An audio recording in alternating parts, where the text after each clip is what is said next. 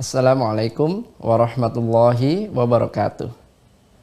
Alhamdulillahirabbil alamin, wassalatu wassalamu ala Rasulillahil karim wa ala alihi wa sahbihi wa man wala, amma ba'd.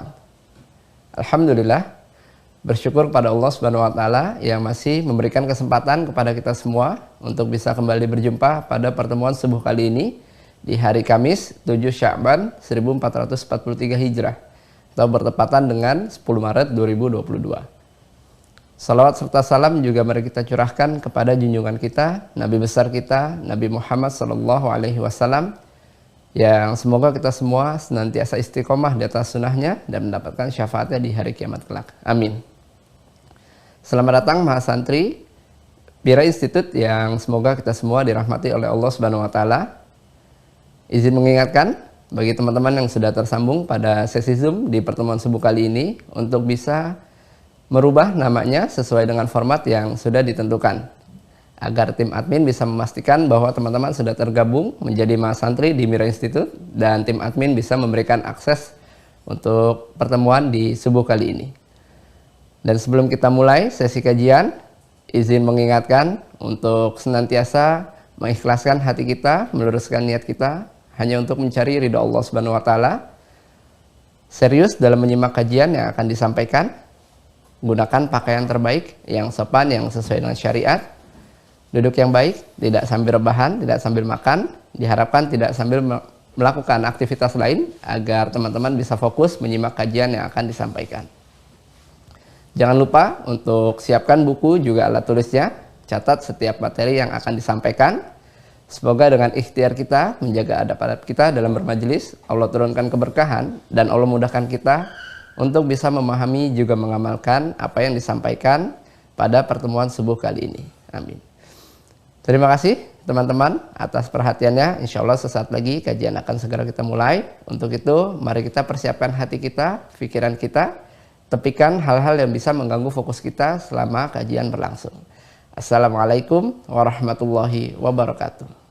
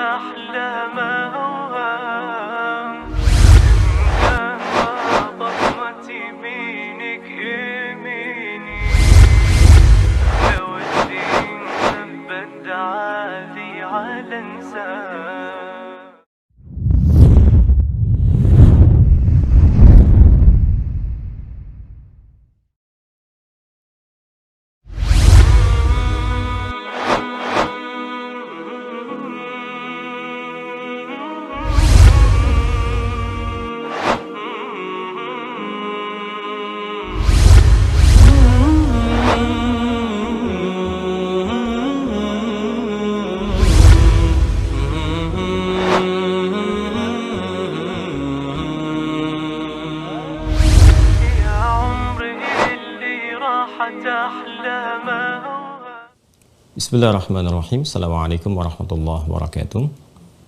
Alhamdulillahi wa kafa, wassalatu wassalamu ala rasulillahil mustafa wa ala alihi wa sahbihi wa man wafa wa ba'd.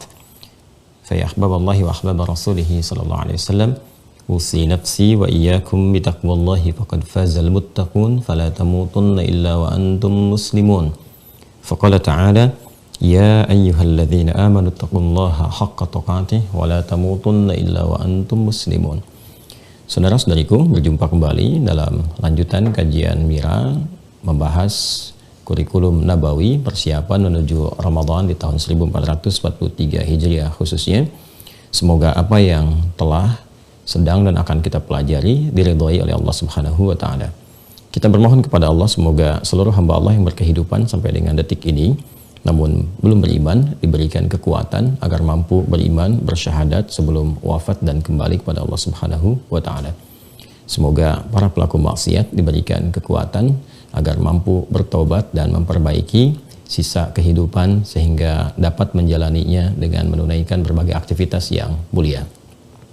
Baik, kita akan coba lanjutkan pembahasan kita masih mengacu pada pembahasan di Sahih Muslim, petunjuk persiapan tentang Ramadan, bagaimana menjalaninya, apa saja keistimewaannya, dan detail penjelasan dari rangkaian ayat-ayat Al-Quran terkait dengan ayat puasa dari surah Al-Baqarah khususnya ayat 183 sampai dengan 187 telah kita uraikan gambaran umumnya, dan detailnya tentu kita akan melihat bagaimana Nabi SAW memberikan penjelasan kepada kita yang dapat dilacak semua itu lewat referensi kitab-kitab hadis.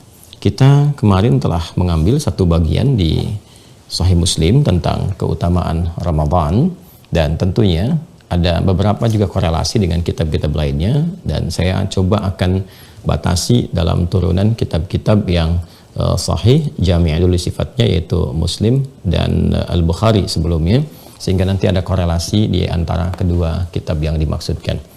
Baiklah, di pertemuan yang lalu kita telah menguraikan pembuka di Sahih Muslim di Kitabus Shiyam, subtopik atau topik yang ke-13, subtopik yang pertama tentang bab fadli syahri Ramadan, ya, subtopik tentang keutamaan bulan Ramadan.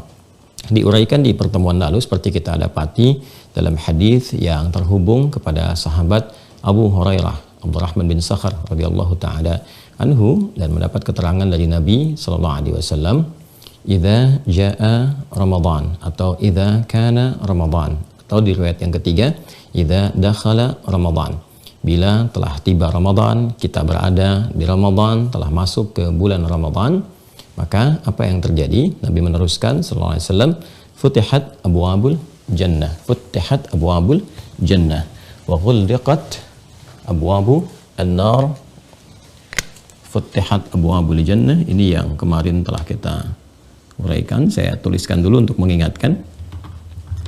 Futihat abwabul jannah. Kemudian di sini ada versinya rahmah dan telah kita terangkan di pertemuan yang lalu. Futihat abwabul jannah atau abwab rahmah. Ini bagian pertama. Yang keduanya ghulqat abwabun nar. Versi keduanya abwabu jahannam. Kan? Kemudian yang ketiga adalah wasuffidatis syayatin,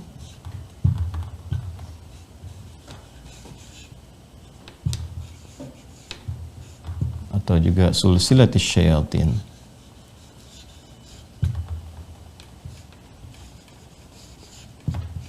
Ini ya. Baik. Ini ke sini. Baik. 3 bagian ini ya. Idza jaa Ramadan, versi riwayat pertama. Kemudian yang kedua idza kana, yang ketiga idza dakhala Ramadan. 3 bagian ini telah tuntas kami uraikan teman-teman sekalian, baik yang menggunakan kata jaa, kana ataupun dakhala, baik dari segi kebahasaan pun sampai juga dengan makna-makna metafornya atau majas atau dalam tinjauan balaghahnya. Jika telah datang Ramadan dan kita berada di dalamnya, telah masuk dalam spektrum Ramadan, nah ini gabungan dari ketiganya, maka ada kemuliaan yang melekat pada bulan itu yang telah Allah tetapkan dan dijelaskan oleh Rasulnya Sallallahu Alaihi Wasallam. Yang pertama, futtihat abwabu al-jannah atau futtihat abwabu ar-rahmah. Dibukakanlah pada saat itu pintu-pintu surga, pintu-pintu rahmat. Dan rahmat ini diuraikan di pertemuan yang lalu telah dibatasi dalam konteks yang terkait dengan hadis ini, yaitu surga. Nah, kita telah juga mendapati rumus untuk mendapati surga, maka di hadis ini kita dapatkan ya surga seperti ini. Kemudian berbanding lurus juga dengan rahmat. Saya simpan surga yang di tengah, kemarin kan di ujung ya, supaya berada di pertengahan untuk memudahkan. Kemudian untuk mendapati rahmat ini supaya bisa meraih surga, di sini ada amal saleh. Amal saleh. Ya. Saya tempatkan surganya di tengah untuk memudahkan. Jadi untuk mendapati surga ini kita harus bisa mendapatkan rahmat Allah Subhanahu wa taala, dan raihan rahmat ini untuk menuju surga diraih melalui apa? Amal saleh ya. Ini yang menjadikan kemarin kita uraikan bahwa di dalam Al-Qur'an banyak sekali terbentang ayat-ayat Al-Qur'an yang menerangkan tentang surga berbanding lurus atau bersanding ya, bersanding dengan amal-amal saleh. Ini yang menjadi wasilah untuk mendapatkan rahmat Allah Subhanahu wa taala. Jadi perputarannya selalu seperti ini. Ya. Baik, teman-teman sekalian, di pembahasan yang lalu kita bahkan telah menurunkan hadis-hadis Nabi Muhammad sallallahu alaihi wasallam. Bahkan sebelumnya isyarat dalam Al-Qur'an terkait dengan penjelasan pintu-pintu surga, bahwa pada saat tiba Ramadan dibukakan pintu-pintu surga. Karena abwab ini jamak dari kata bab, dan jamak menunjuk makna banyak, maka kemarin kita pertanyakan berapa banyak pintu surga yang dimaksudkan ini, dan terjawab dalam hadis Nabi SAW yang kemarin sempat kita singgung pula. Dan berita baiknya, alhamdulillah, saya telah penuhi janji untuk bisa men-scan referensi-referensi dari kitab yang kita sajikan, kitab hadis yang kita bahas, sehingga teman-teman juga yang terhubung di Mira khususnya bisa langsung mendownload. Dari situ kita bisa merujuk dengan referensi yang sama. Ini untuk pembuktiannya, saya sudah mintakan apa yang di-scan, tolong dari kitab itu bisa di-print juga supaya kita bisa dapat ini ya. Yang di Al-Bukhari ini ya, referensi yang pertama yang kita tunjukkan. Kemudian saya minta di-scan khususnya yang nomor hadis 3257. 3257. Nah ini ya. Nah ini yang subtopik yang ke-9 ya. Bab sifati abwabil jannah. Ya kan? Subtopik yang menerangkan tentang sifat pintu-pintu surga. Baik ya. Subtopik yang menerangkan tentang sifat pintu-pintu surga. Di halaman 478 ya di kitabnya, ini halaman yang paling atas. Coba kalau yang sudah mendownload dilihat ya. Halaman yang paling atas, kemudian yang nomor 9 di subtopiknya, bab sifati abwabil jannah, bab tentang sifat pintu-pintu surga. Kemarin kan saya sampaikan ya hadis dari Sahal bin Sa'ad As-Sa'idi gitu kan. Masih ingat dari Nabi sallallahu alaihi wasallam kita sampaikan kan, fil jannati thamaniyatu abwab. Di surga itu ada 8 pintu surga, 8 pintu. Ya, nomor hadis 3257. Ya. Ini ya, hadis riwayatnya Al-Bukhari. Hadis riwayat Al-Bukhari. Jadi kita keluarkan referensinya ya, di Qur'annya apa, di hadisnya apa, Qur'annya apa, hadisnya apa, supaya lebih spesifik gitu ya. Tidak ada istilahnya pendapat-pendapat pribadi di sini. Kita mengacu kepada apa keterangan Al-Qur'annya, hadisnya apa, lalu tinjauan dari para ulama yang sampai kepada kita bagaimana. Ini hadis riwayat Al-Bukhari. Ya. Ya, nomor 3257. Kemarin saya kira saya menyampaikan 3254 ya. Dikoreksi ya, 3257. Baik, kalau kitabnya ingin sesuai, ini 478 di halaman 478, subtopik yang ke-9. Tentang bab sifat abwabil jannah, langsung kalimatnya juga disampaikan kepada kita tentang sifat pintu-pintu surga. Fil jannati thamaniyatu abwab. Di surga itu ada 8 pintu, kan? Ada 8 pintu surga. fiha babun yusamma ar-rayyan. Ya, di antara sekian pintu itu ada satu pintu namanya ar-rayyan. La yadkhuluhu illa shaimun. Tidak akan masuk lewat pintu itu kecuali orang-orang yang terbiasa berpuasa, ahli puasa di sini. Ini yang kita ambil keterangannya adalah yang 8 pintunya ini, ya. Satu di antara 8 ini adalah ar-rayyan. Ya kan? Baik. Yang lainnya bagaimana? Ya, yang lainnya bagaimana keterangannya selain ar-rayyan itu ada apa? Nah, maka kemarin kita berhenti di kisahnya sahabat Abu Bakar As-Siddiq kan? Ya, ketika Nabi Shallallahu Alaihi Wasallam sedang berkumpul dengan beberapa sahabat dan seperti biasa Nabi memberikan motivasi bagaimana meningkatkan amal soleh ya saat berada di dunia mumpung masih ada kesempatannya, dan amal soleh itu hanya akan terjadi bila disupport dengan iman. Ini penting saya ingatkan. Maka ini kuncinya. Ya, ini kuncinya. Baik, jadi dari iman ini semua amal, ini kesini larinya, semua amal akan dituntun untuk menjadi soleh. Jadi kalau tanpa iman, dia amal saja namanya, netral. Ya, tanpa iman, netral. Jadi amal saja, rutinitas saja, kegiatan sehari-hari. Bangun tidur, sampai dengan tidur lagi. Mungkin terjadi yang baik-baik, tapi dalam pandangan syariat, itu tetap disebut dengan amal. Biasa, gitu kan? Amal adi, biasa saja gitu.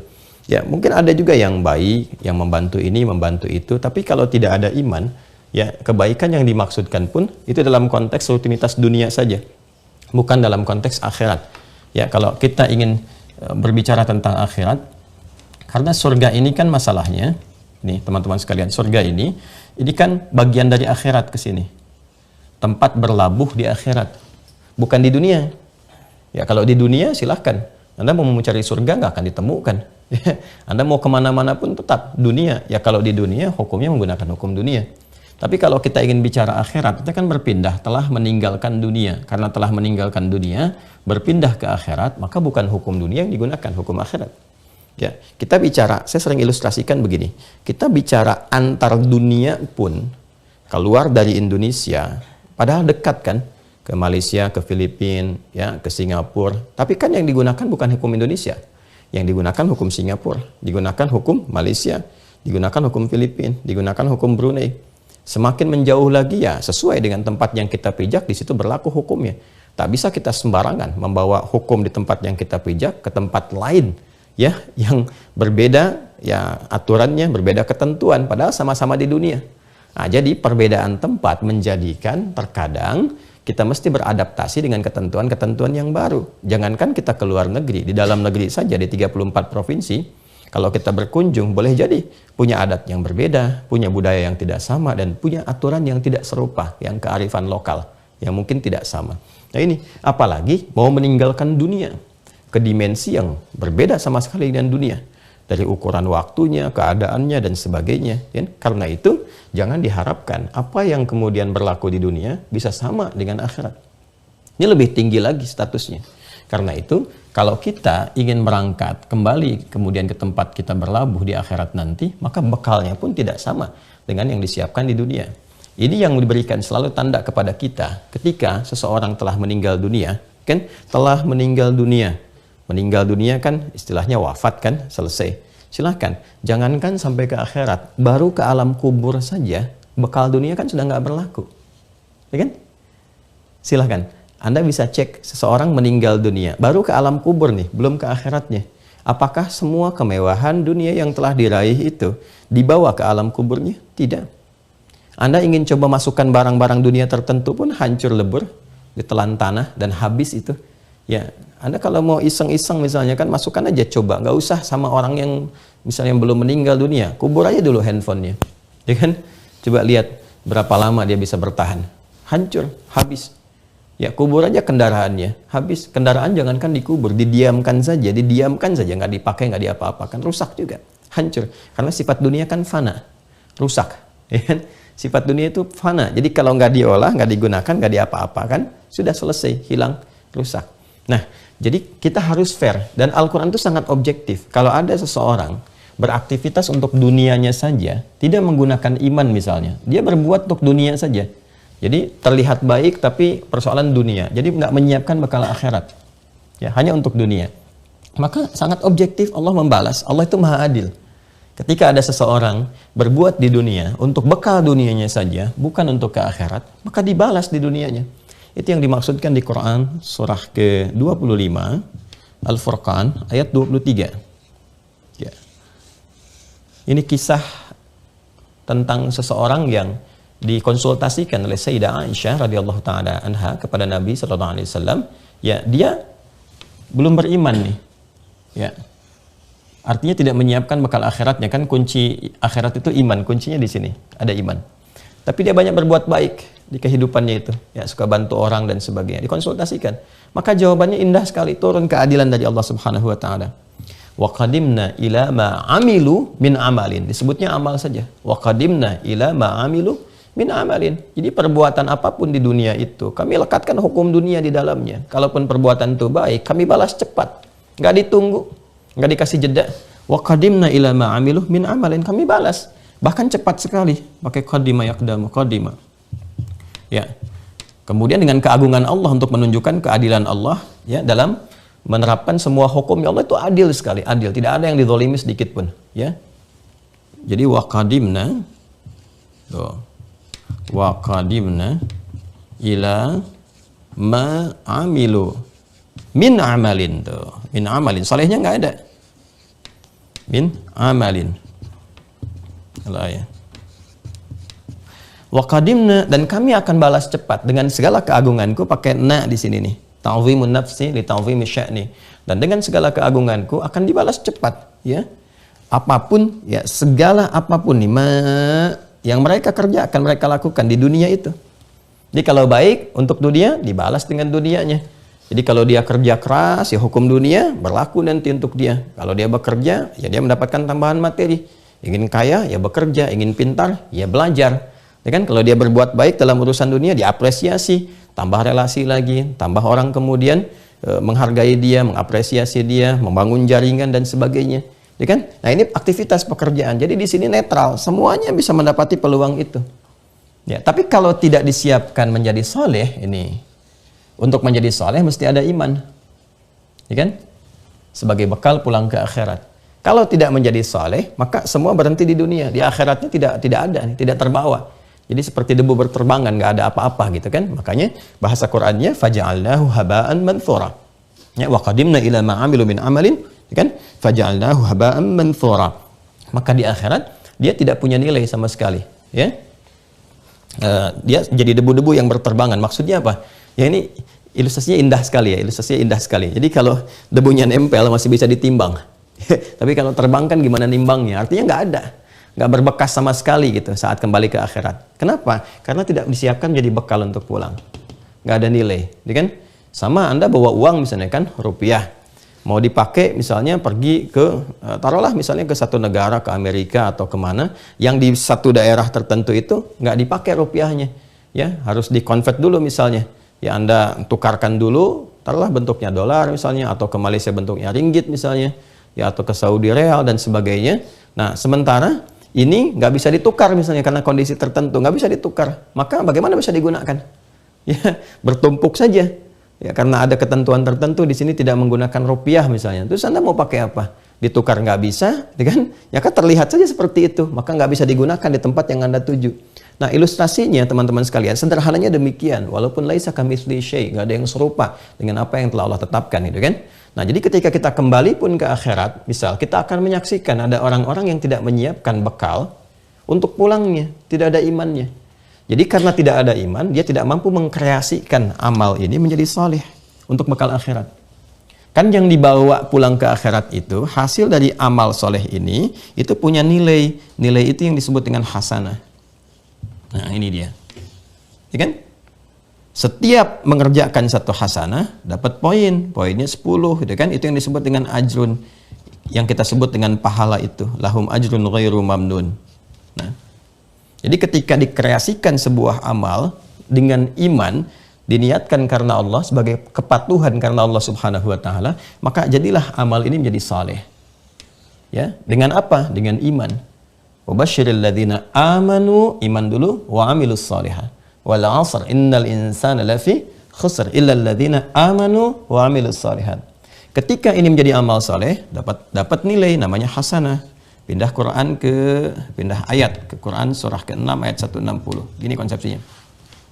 Man jaa bil hasanati falahu asyru amthaliha. Siapa yang mengerjakan satu perbuatan yang bernilai hasanah, artinya apa? Dikreasikan perbuatannya dengan iman itu menjadi saleh sehingga punya nilai hasanah, maka mendapatkan 10 nih nilai kebaikannya.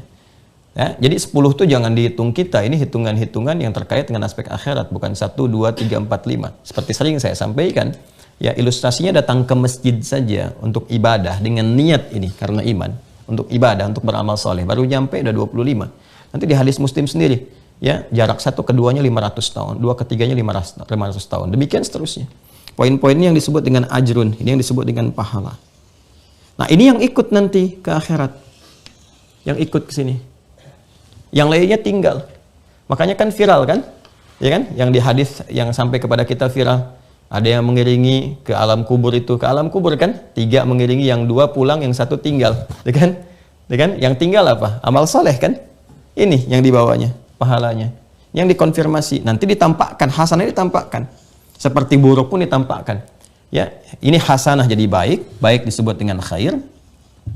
Kalau nggak dapat baik, jadi buruk ya. Ya, jadi syar, lawan dari khair kan syarun. Ya. Jadi yang baik pun akan ditampakkan untuk mengonfirmasi ini hasanahnya. Karena itu kan kita sering bermohon kepada Allah itu kan. Yang baik di dunia itu menjadi hasanah, dikonfirmasi di akhirat hasanahnya tampak lagi. Itu yang dimaksud di Quran surah ke-2 Al-Baqarah ayat 201. Ini full Quran ya. Full Quran. Tuh. Wa minhum may yaqulu rabbana atina fid dunya. Sekarang di dunia hasanah wa fil akhirati hasanah wa qina adzabannar. Dan di antara sekian manusia itu banyak yang bermohon kepada Allah supaya di dunia itu diberi kesempatan untuk mengkreasikan semua amalnya menjadi hasanah, dan dikonfirmasi di akhirat hasanah itu ada lagi, kan? Sehingga dengan itu berpeluang terkumpul banyak pahala ajrun, kan? Dan memudahkan dia mendapati surga di sini. Meraih rahmat Allah untuk mendapati surga. Karena itu ketika dia banyak mengumpulkan ini, dikonfirmasi khairnya muncul, ya. Baik, sekecil apapun kalau diniatkan sebagai ibadah jadi soleh ditampakkan. Ini yang dimaksudkan di firman Allah Subhanahu wa taala, "Faman ya'mal mithqala dzarratin khairan yarah." Khairnya muncul. Faman ya'mal, siapa yang mengerjakan satu perbuatan mithqala dzarratin, sekecil apapun itu, ya. Maka ada yang menerjemahkan dengan atom, ya. Ada yang menerjemahkan dengan satuan terkecil atom lagi, protonnya misalnya. Ya, pokoknya ada yang satuan terkecil itu dzarrah namanya. Ya, khaira, kalau dia baik, yarah, akan diperlihatkan kepadanya. Bahkan dalam bentuk catatan amalnya. Iqra kitabak di surah ke-17 Al-Isra itu kan. Iqra kitabaka kafa binafsika al-yawma 'alaika hasiba. Ya kan? Maka kamu dihisab sekarang, ditampakkan. Kalau kelihatan baik, ya baik. Ya, kalau tidak baik ini, wa may ya'mal mithqala dzarratin syarran yarah. Ini lawan dari khair, syarr. Maka yang jelek pun dikonfirmasi, kamu nggak dapat apa-apa. Kalaupun baik kelihatannya di dunia, tapi tidak dikreasikan jadi saleh, nggak ada imannya. Nih, nggak ada imannya, ya tidak bisa menjadi khair, tidak bisa menjadi hasanah, tetap menjadi amal dan habaan manthura di akhirat, jadi debu-debu yang berterbangan, kan? Nggak ada di sininya. Jelas ya teman-teman sekalian. Nah, kreasi amal-amal soleh ini yang kemudian disuppotkan oleh Al-Quran kepada setiap insan beriman untuk terus dilakukan. Jadi kalau kita beraktivitas, setiap aktivitas kita tidak terkreasikan menjadi amal soleh, maka rugi nanti. Karena kehilangan kesempatan ini untuk mendapatkan nilai kebaikan yang dibawa pulang. Ya, ini yang dimaksudkan di surah Al-Asr itu, surah 103. Wal 'asr. Allah bersumpah demi waktu, kesempatan, momentum yang diberikan kepada kita untuk beraktivitas. Waktu, kesempatan, momentum untuk beraktivitas disebut asr namanya. Kan? Innal insana, ya sungguh, aku tegaskan kata Allah, setiap manusia yang beraktivitas itu. Ya, manusia yang ditunjuk oleh Allah dengan diksi al-insan itu menunjuk totalitas aktivitasnya dari bangun tidur sampai tidur lagi. Lafi khusr, berpotensi rugi. Ya, berpotensi rugi. Jadi beraktivitas tapi berpotensi rugi. Ya. Kenapa dia rugi? Karena tak mampu mengkreasikan aktivitasnya menjadi soleh. Kalau ingin keluar dari kerugian, maka pakai illal ladzina amanu ini. Kalau tidak ingin rugi, maka dapatkan kunci iman. Ya kan? Wa amilus shalihat, dan kreasikan dengan iman itu setiap pekerjaan jadi saleh. Wa tawasaw bil haqq, kemudian share kepada yang lain dengan cara yang benar. Ya kan? Sampaikan kebenaran dengan cara yang benar, dengan cara yang baik, cara yang elegan. Kemudian watawassaw bis sabr. Sabar aja menjalani ini sampai meninggal dunia. Profesinya apapun itu, sepanjang dia baik, maka kreasikan menjadi saleh dengan dasar iman. Nah, ini konsepsinya, teman-teman sekalian. Ya, nanti kita akan lihat saat kembali, kita akan melihat ya, mungkin ada barangkali sebagian manusia yang berpandangan, apakah mungkin, apakah iya? Ya, nanti lihat. Kan sama-sama meninggal juga. Saya tegaskan di pertemuan yang lalu kemarin, minimal ya, orang-orang yang belajar seperti ini masih punya harapan ketika kembali, ketika pulang. Ya, daripada enggak sama sekali. Ya, sekarang kita balik tanya, kamu kalau meninggal kemana? Anda masih belum jelas. Kalau kami jelas. Ya, ayatnya ada, hadisnya ada. Kalau kami pulang ya dari kuburan, dijelaskan di kuburannya begini, pertanyaannya begini. Jadi kami itu jelas, alhamdulillah. Dihisab jelas, diterangkan hisab begini, syaratnya begini, kondisinya seperti ini, kitabnya begini. Ya, ketika dapat rahmat masuk surga jelas diterangkannya. Ini surganya begini, kenikmatannya begini, pintunya begini, bahkan lebarnya segini dan sebagainya. Jelas. Yang ke neraka pun dijelaskan. Yang ke neraka yang amalannya begini, jauhi, begini. Jadi semuanya jelas. Ketika semuanya jelas, kita jadi yakin. Kan kejelasan itu memberikan kekuatan untuk meyakinkan, gitu kan? Bagaimana kita bisa yakin kalau belum jelas? Ya kan? Kan nggak mungkin kan? Yakin itu setelah ada kejelasan. Datang pengetahuan, jelas, muncul keyakinan. Dan kita digambarkan. Nah, Anda nggak bisa memberikan penjelasan. Setelah meninggal Anda kemana? Anda ngapain? Apa keterangannya setelah itu? Jadi, kalaupun kita meninggal, sama-sama meninggal. Meninggal itu kan mutlak. Anda yakin meninggal, kita yakin meninggal. Semuanya meninggal. Tapi kami Musa punya harapan. Apa harapannya? Ini yaumul akhir. Keterangan jelas semua. Sedangkan orang-orang yang tidak meyakini, nggak ada iman, nggak punya harapan. Makanya meninggal saja dalam pandangan mereka. Ya kan? Nah, karena itu kalau pengen punya harapan, cepat beriman. Kalau pengen punya harapan, cepat beriman. Makanya kita ada konsepsi yaumul akhir. Wabil akhirati hum yuqinun. Ya kan? Al-Baqarah ayat keempat itu. Dan dengan keyakinan-keyakinan mereka dipadukan itu terhadap akhirat. Terhadap akhirat itu keadaannya mereka yakin semuanya. Ya, ini gambarannya teman-teman sekalian. Nah, semua yang kita kerjakan dari kreasi amal soleh itu, apapun bentuknya, itu yang disampaikan oleh Nabi SAW dalam ketentuan yang telah Allah tetapkan. Jadi Allah itu sudah menetapkan amalannya ini loh. Jadi nggak bisa kita kreasikan sendiri. Amal soleh itu sudah diatur juga. Ada yang ritual, sholat, ya kan? Ada yang terkait dengan Al-Quran. Ada yang terkait dengan misalnya harta, zakat. Ya, ada haji. Ada yang terkait dengan amalan sosial, silaturahim. Ya? Sudah diatur. Kan dibagi tiga tuh, ada akidah, ada ibadah, ada akhlak. Ini saja konsepsinya, gambarannya, ya kan? Nanti di versi terkait dengan akidahnya apa? Ada syahadatin, ya kan? Ya, makanya ditutup nanti dengan kalimat orang yang mampu, kata Nabi sallallahu alaihi wasallam dalam hadis yang viral sahih, di akhir hidupnya mengucapkan syahadu an la ilaha illallah, syahadu anna muhammadar rasulullah, berpotensi masuk surga, dakhalal jannah. Ya, tapi apakah semudah mengucapkan itu? Tidak, belum tentu. Karena ada komitmen dari syahadat itu untuk mengerjakan ini. Kalau nggak mengerjakan ya susah juga untuk mengucapkannya, belum tentu bisa itu. Ya, maka ini teman-teman sekalian, ada salat, ada Al-Quran, ada zakat, ada haji, ada terus gambaran ke bawahnya. Nah ini amalan-amalan soleh ini yang di pertemuan kemarin ya kita sampaikan dari hadis Nabi Sallallahu Alaihi Wasallam. Ini yang menjadi gambaran pintu surga yang akan dimasuki dari 8 pintu ini. Turunannya ke sini. Jadi ternyata kalau kita gali pintu-pintu surga, abwab, yang 8 itu, ketika kita turunkan keterangannya dalam hadis-hadis Nabi Sallallahu Alaihi Wasallam, itu pintunya digambarkan di dunia ini dalam bentuk amal saleh. Kreasi amal saleh. Ya, ini seperti yang telah dicontohkan. Ya, seperti yang telah dicontohkan. Kemarin kita sampaikan di surah Ar-Rahman itu kan, gambaran dari pintu-pintu ini.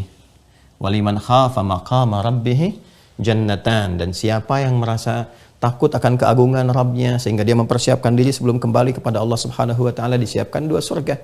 Fabi ayyi ala'i rabbikuma tukadziban. Kan kemarin sudah kita hitung kan? Ya kan?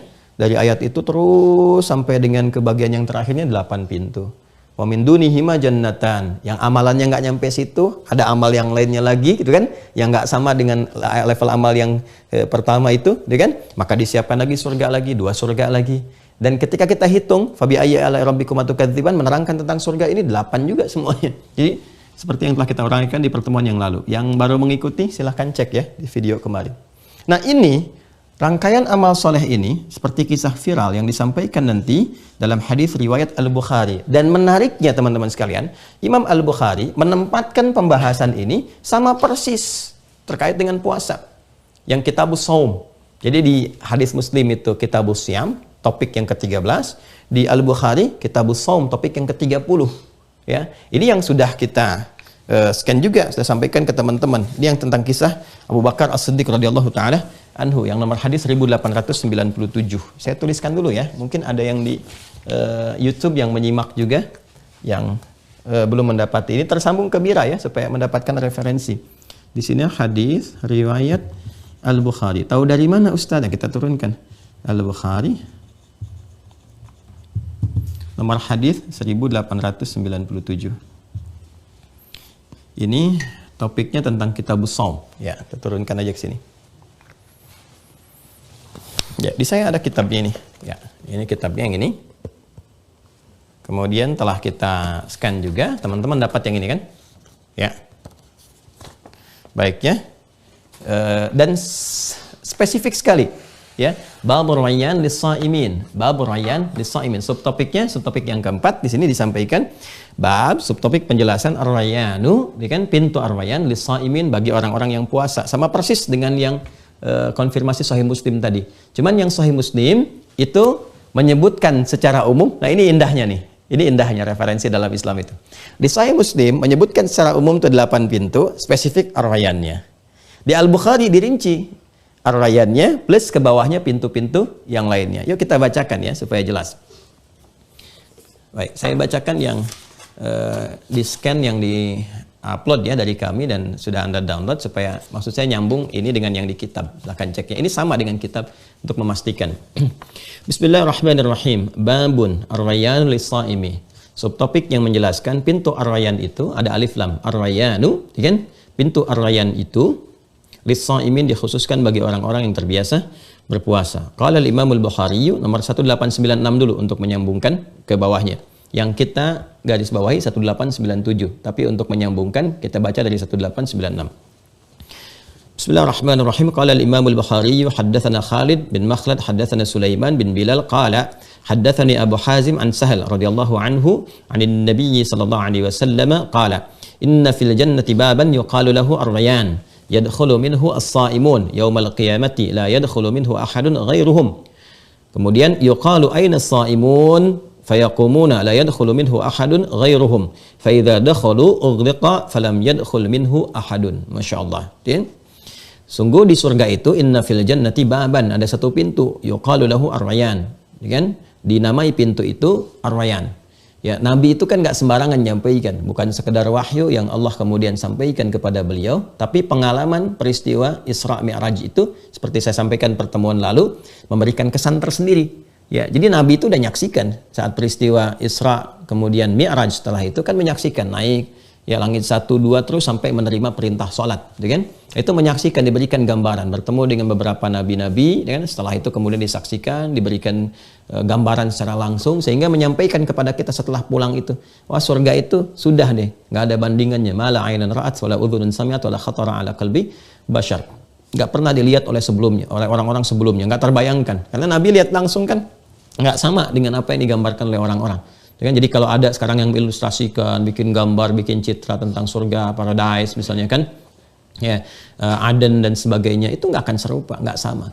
Nggak sama dengan yang kita dengar cerita-ceritanya atau yang kita ilustrasikan. Jadi kalaupun ayat Al-Quran misalnya memberikan kepada kita gambaran, ada kenikmatan, sungai-sungai mengalir dalam, terus kita menghayal, ya, kita melamunkan seperti apa, nah nggak sama dengan yang kita lampunkan. Ayatnya benar. Ya, cuman kita ketika mencitrakan itu di benak kita nggak seperti itu, lebih indah dari itu. Ya, nah ini yang menarik, ini digambarkan kata Nabi dari pengalaman beliau kan di peristiwa Isra Mi'raj kemudian turun digambarkan, ya, termasuk informasi yang Allah sampaikan. Ada pintu disebut ar-rayyan, la yadkhulu minhu, kemudian tidak yadkhulu minhu shaimun, ya, yang hanya masuk ke situ yang biasa puasa. Jadi satu amalan tuh dikonfirmasi, satu pintunya ar-rayyan. Amalannya apa? Puasa.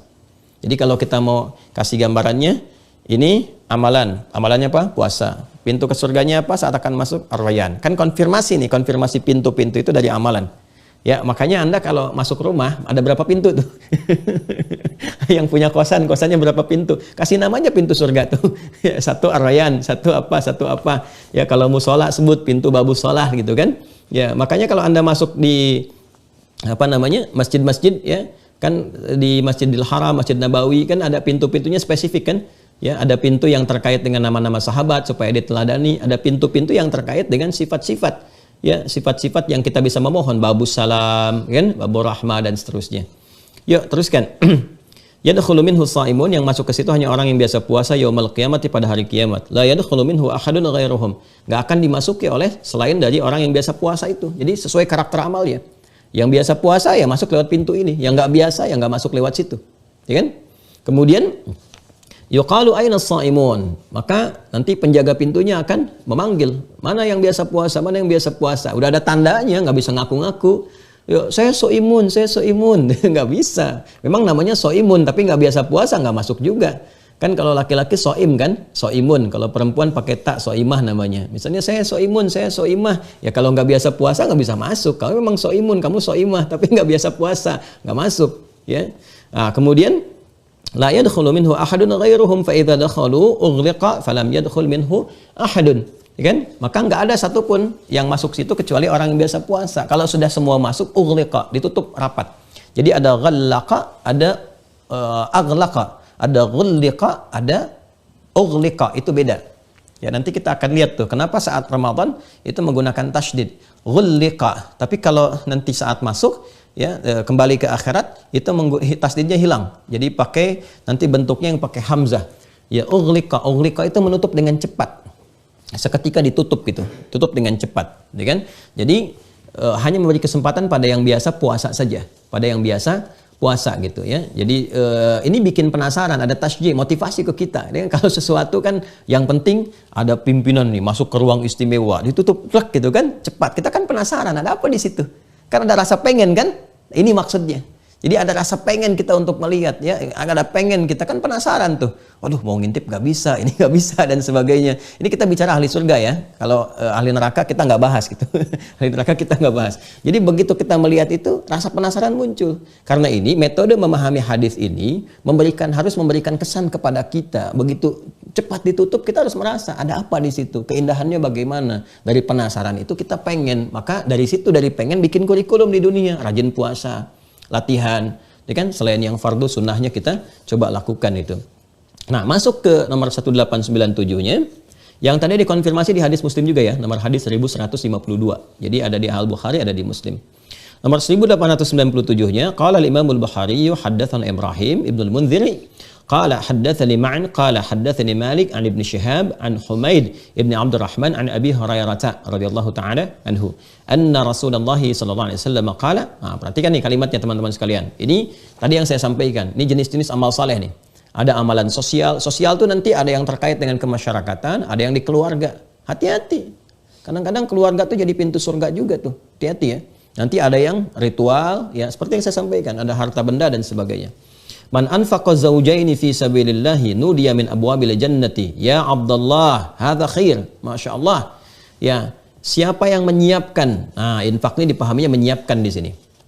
Ya, siapa yang menyiapkan? Jadi harus lihat konteks ya. Kalau nanti belajar bahasa harus lihat konteks. Ini kata yang serupa dipahaminya apa di sini.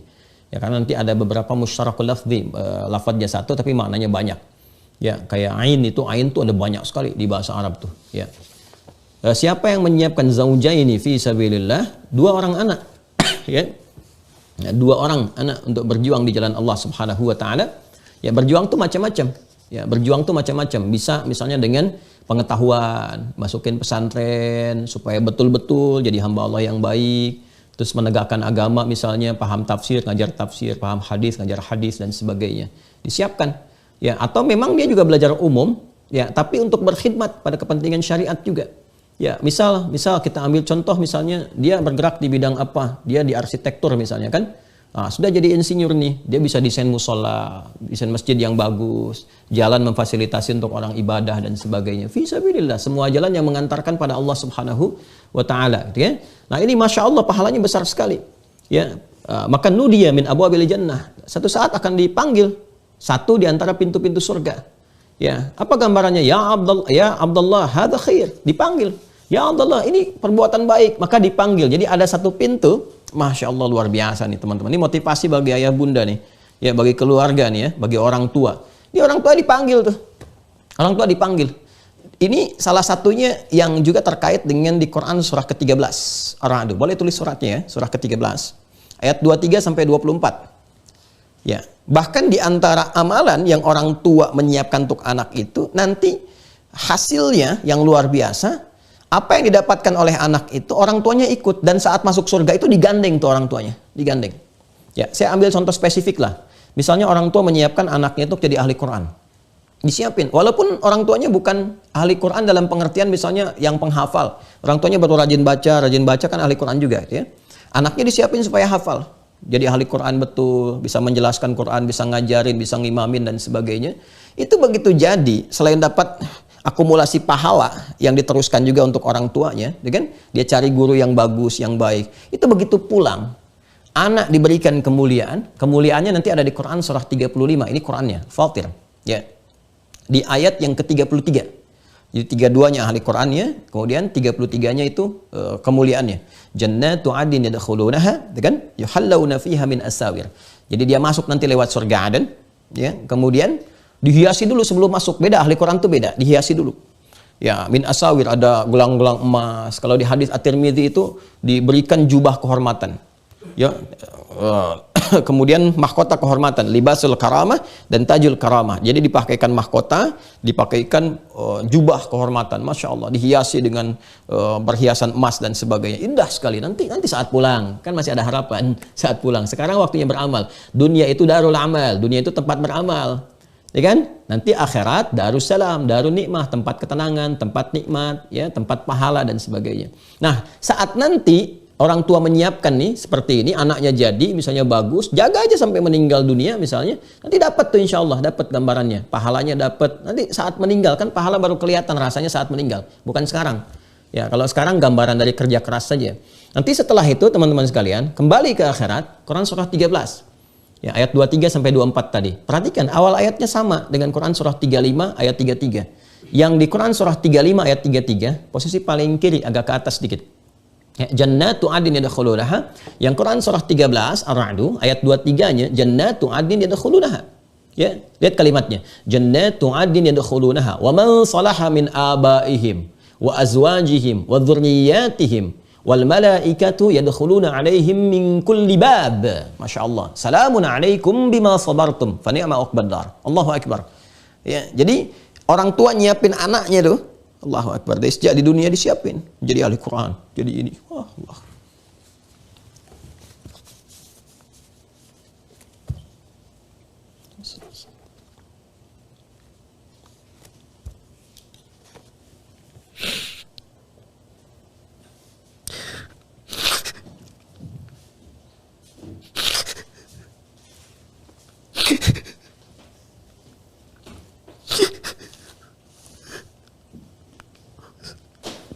رب اغفر لي ولوالدي رب اغفر لي ولوالدي رب اغفر لي ولوالدي رب اغفر لي ولوالدي اللهم صل على سيدنا محمد رب اغفر لي ولوالدي وارحمهما كما ربياني صغيرا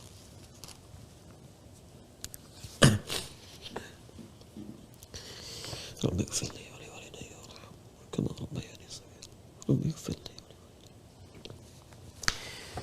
Baik, kita lanjutkan. Mohon maaf ya. Allahumma shalli ala sayyidina. Nah, jadi ketika kembali kemudian teman-teman sekalian, maka anak ini yang disiapkan orang tuanya dapat hasilnya. Bahkan dari sejak mulai dihisab.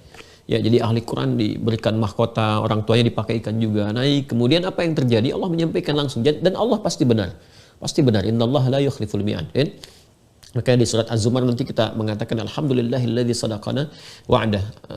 Segala puji bagimu ya Allah, engkau telah menepati janjimu. Engkau telah menepati janjimu. Nanti anaknya ini menggandeng orang tuanya. Jannatu 'adnin yadkhuluna, ketika masuk surga Aden itu dia gandeng kedua orang tuanya. Wa man salaha min abaihim. Nah, kalimatnya salaha, dari saleh itu. Ini yang mengonfirmasi hadis ini. Ya, man anfaqa zawjaini. Jadi anak ada 2 anak aja Anda siapkan itu kan. Apalagi yang 3, yang 4, apalagi semua anaknya disiapkan tuh. Beramal soleh semuanya. Itu menggandeng bapak ibunya nanti. Makanya saya sering katakan gini ya. Saya sering katakan, anak itu di dunia aja disiapin sampai masuk kampus IPK 4, terus di wisuda menggandeng orang tuanya, itu orang tuanya begitu bahagia. Anda kebayang nggak ketika di wisuda di akhirat itu? Ya, kebayang nggak? Jadi di dunia aja kebahagiaannya udah luar biasa. Ibu bapak, saya ingin tanya ya, ketika anak Anda misalnya dapat gelar nih, S1, S2, Master, S3, Doktor, terus Anda wisuda ada di situ menggandeng, difoto, diabadikan, Anda kan bahagia. Saking bahagianya Anda pajang tuh. Anda pajang di dinding-dinding itu, momen-momen membahagiakan, dan semua lelah itu hilang. Anda nggak peduli dulu mengeluarkan uang berapa, keringat dan sebagainya. Yang penting udah terlihat tuh, bahagia luar biasa. Ya, dan ini lebih daripada itu semua, nggak ada yang sebanding gitu. Jadi begitu pulang tuh Mas, di wisuda langsung Allah yang mewisuda. Ya, disaksikan semua penduduk langit dan bumi. Orang tua digandeng, apa nggak bangga tuh? Wa azwajihim, dan pasangannya. Jadi suami gandeng istrinya. Mungkin ada yang sudah menikah kan, anaknya juga. Namanya anak kan, pasti ada orang tua, dia punya anak lagi. Digandeng semua, jadi satu keluarga besar tuh. Jadi dia gandeng bapak ibunya, kemudian juga pasangannya, terus ada keturunannya juga. Mungkin berketurunan dari situ, terus jadi pahala jariah. Nah, begitu masuk, dia masuk lewat surga Aden. Tapi malaikat yang lain di setiap pintu, kan 8 pintu itu menyambut mereka. Disambut tuh di setiap pintu surga, diparadekan. Wal malaikatu yadkhuluna alaihim min kulli bab. Dari setiap pintu datang nyambut mereka dan mengatakan salamun alaikum bima sabartum. Selamat, Anda sabar saat di dunia. Makanya sabar, jadi anak tuh sabar. Sabar. Ya, sampai jadi baik. Di situ pahalanya. Justru ketika ada banyak di anak-anak itu mungkin yang terlihat tidak menyenangkan, kan di situ ada doa. Di situ ada kegelisahannya berubah ya, jadi doa, jadi pahala, di kebaikan. Ini sabar itu ternyata tinggi nilainya. Sabar mendekatkan diri kepada Allah. Innallaha ma'as sabirin. Allah dekat dengan orang sabar. Anda pengen dekat dengan Allah, dikasih jalannya, kenapa menolak gitu kan? Nah, kemudian kalimat pertama dari malaikat yang menyambut orang-orang yang datang ke situ dengan sabar. Salamun alaikum bima sabartum. Fa ni'ma uqbadar. Sekarang silahkan nikmati semua keindahan ada di sini. Nah, ini kalau Allah anugerahkan misalnya kan kesempatan untuk merawat anak-anak amanah, itu pintu surganya. Jadi lihat anak-anak kita itu, ya, lihat anak-anak Anda, lihat semuanya. Itu sebagai peluang surga. Ini surga saya ada di sini nih gitu. Jadi kalau kita melihat anak-anak itu dengan perspektif yang berbeda, positif, kelihatannya ini surga saya, itu senang kepada mereka. Ada rasa cinta, rasa merawat, gitu kan? Kalau memang lagi ngeselin juga kelihatannya, alhamdulillah surga saya nih. Gitu. Wajar kalau mau marah, wajar pada tempatnya. Ya, marah pada tempatnya, kemudian juga kalau senang pada tempatnya. Itu kalau ngelihat anak-anak kita seperti itu, masya Allah gitu. Ya, yang kemudian Ustaz, bagaimana kalau Allah belum memberikan kesempatan dan sebagainya? Banyak yang lainnya. Bukankah Nabi menyampaikan, ana wakafilul yatimi kahataini fil jannah, aku dan perawat anak-anak yatim itu dekat seperti di surga. Dengan Nabi lagi statusnya. Jadi semua itu tetap dengan indah. Allah tuh memberikan kepada kita dengan dasar kesiapan dan kemaslahatan untuk kita semua. Kalau Allah misalnya belum menganugerahkan, ada hikmah sesuatu, maka cari anak-anak yatim, rawat mereka, ya dirawat di pesantren Quran, biayai mereka dan sebagainya. Dan lihat dengan perspektif yang baik. Wah, ini peluang surga saya, ini kebaikan untuk saya. Jadi kalau semuanya begitu, kehidupan pun akan indah. Gak ada saling mencela, ya gak ada kita saling menyakiti orang lain. Untuk apa gitu? Ya, jadi kembali kepada diri kita itu, kalau kita bisa baik, lihat anak-anak sebagai peluang kebaikan. Jadi lelah yang dirasakan saat di dunia itu, di dunia pun akan terbayar. Jadi bonusnya dikasih dulu di dunia. Gak percaya silahkan deh, didik anak, menghafal Quran aja. Ya, Anda baru lihat anak itu hafal 1 surat pun, itu sudah lega gitu. Enak rasanya. Apalagi kalau sudah selesai Qurannya itu, Masya Allah. Kadang-kadang nangis, terus sujud, enak. Terus berjalan, terus kehidupan lebih tenang. Gak percaya silahkan, isi rumah dengan Quran, lebih tenang. Lebih tenang. Nanti puncaknya saat di akhirat. Jadi ini bagian pertama ya. Jadi ada pintu surga yang terkait dengan keluarga amalannya. Di sini teman-teman. Jadi kalau satu tadi Ar-Rayyan, ini ya. Ar-Rayyan. Ini amalannya puasa. Kemudian yang terkait dengan untuk keluarga, merawat keluarga dengan baik. Ya, khususnya ya, memberikan pendidikan yang baik untuk anak-anak. Ya, baik yang dari anak-anak biologis ataupun kita memfasilitasi anak-anak yang lain, misalnya yang kita jadikan semuanya berkhidmat fi sabilillah. Sabilillah. Semua di jalan Allah. Jalan Allah itu sabilillah, itu jalan yang baik-baik yang telah Allah tetapkan. Sekarang tinggal belajar jalan-jalan apa yang Allah ridhai, yang Allah senangi. Ya, ada yang bentuknya pengetahuan, ada yang pengabdian dan sebagainya. Yang baik-baik yang kita kreasikan, siapkan. Silahkan, Bapak Ibu tidak dilarang. Ada yang ulama intelektual, misalnya di bidang agama, silahkan. Siapkan anak-anak jadi ahli tafsir, ahli fikih dan sebagainya. Yang penting mendekat kepada Allah. Ini kan sudah ada contohnya di surah Ali Imran. Maka yang dipilih oleh Allah itu bukan Nabi, bukan Rasul. Supaya kita nggak ngeles. Wajar anak Nabi, wajar anak Rasul. Ya Maryam anak siapa? Anak Imran. Imran bukan Nabi, bukan Rasul. Hannah bukan Nabi, bukan Rasul. Ya kan? Tapi diberi contoh oleh Allah. Surahnya apa? Ali Imran. Nih keluarga ideal tuh begini. Nanti dari situ turun siapa? Maryam. Maryam disiapkan untuk apa? Nazarnya tuh apa?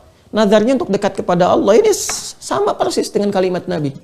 Ya, coba ayat 35-nya dibuka. Idh qalat imra'atu Imran, Rabbi inni nazartu laka. Ya kan?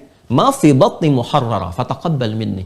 Ya Allah, aku bernazar, aku siapin yang aku kandung yang sekarang ini, aku siapkan untuk berkhidmat kepadamu saja. Ini fisabilillah. Ya, jadi harusnya orang tua punya visi. Allah anugerahkan yang pertama kasih amanah, siapin. Ini yang untuk ahli tafsir misalnya kan, ini ahli hadis.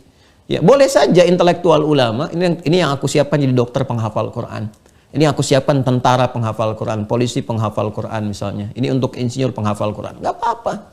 Yang penting apa? Pelajari sabilillahnya apa tuh? Ya, siapa yang bisa melakukan itu dan berhasil dia wafat, dia meninggal, dapat jariah dari transferan pahala anaknya, pulang dia, apa yang dia dapatkan? Dia. Jadi kiamat dipanggil, ya Abdullah, hamba Allah, hadza khair. Ini yang kamu kerjakan tuh bagus banget. Nih pintunya, itu pintunya tuh. Ya, ini dua ya. Faman kana min ahli shalah, du'iya min babis shalah. Siapa yang termasuk dari ahli salat? Nih, ahli salat. Nih, turunkan. Du'iya min babis shalah. Maka dipanggil dari pintu salat, babus shalah. Ada yang terkait dengan ibadah salat. Ya, di sini ada yang memberikan detil, ya bukan hanya yang pokok saja. Yang pokok pun ada. Jadi ada orang yang dipanggil lewat pintu salat, ya walaupun dia misalnya jarang salat sunnah, dia ngejar salat fardu, tapi dia sangat betul-betul menyiapkan. Ya, gambarannya begini, misal seperti hadis Nabi Shallallahu Alaihi Wasallam, Allah sangat mencintai hambanya yang sholat tepat pada waktunya. Di antara amalan yang dicintai oleh Allah, kata Nabi, as-salatu ala waqtiha, atau salatu fi waqtiha, atau kama qala Rasulullah SAW. Sholat tepat pada waktunya. Jadi dia tuh sudah menyiapkan waktu-waktu sholat. Pokoknya nanti zuhur jam sekian, asar jam sekian. Sebelum tiba waktunya udah siap-siap. Ya. Yang disiapkan tuh bukan hanya tahu waktu. Ya, bukan hanya sekedar dia siapkan waktu. An-Nisa ayat ke-103, inna salata kanat 'alal mu'minina kitaban mauquta. Al-Baqarah ayat 238, dia jaga itu, hafidhu 'alas salawat. Kemudian yang paling menarik apa? Dia siapkan penampilan yang baik juga. Al-A'raf ayat 31. Ya bani Adam khudhu zinatakum 'inda kulli masjid. Setiap ada panggilan dia udah pakai pakaian yang bagus. Jadi kalau mau sholat tuh pakaiannya bagus, harum, untuk laki-laki baik gitu kan. Perempuan disiapkan pakaian yang paling baik, ya, yang paling layak untuk digunakan sholat. Nah, semua ini ketika Anda menyiapkan sesuatu dengan baik, ya, presisinya tinggi, itu termasuk ahlun fihi. Ya, keluarga, bagian di dalamnya. Ya, sama persis, ahli matematika kan senang matematika. Begitu matematika disiapin, betul, itu ahli matematika. Ahli fisika, ketika ada pelajaran fisika, senang fisika disiapin. Kan beda, kalau orang senang itu beda persiapannya, itu ahlinya. Dia ahli fisika, dia ahli matematika, memang terlibat di situ, berkecimpung di situ. Ahli sholat, memang spesifik di sholat. Dan biasanya kalau sudah sholat fardunya bagus, akan senang sholat sunnah. Itu sudah hukum itu. Ya, makanya dia tahajud, bangun, duha dia kejar. Yang saya kemarin turunkan itu, ya kebiasaannya dilatih tuh, dikumpulkan. Nah, kalau orang terbiasa seperti itu, maka digolongkan dalam ahli sholat. Faman kana min ahli sholat, nudiya min babis sholat. Siapa yang termasuk dalam golongan ahli sholat, maka akan dipanggil dari pintu sholat. Dipanggil. Ainal musallin, mana ahli sholat, kan? Ainal musallun, mana ahli sholat. Kemudian, waman kana min ahli jihad, du'iya min babil jihad. Siapa yang termasuk dari ahli jihad, dipanggil kemudian dari pintu jihad. Ada pintu jihad. Oh, jihad tuh banyak sekali aspeknya. Jihad.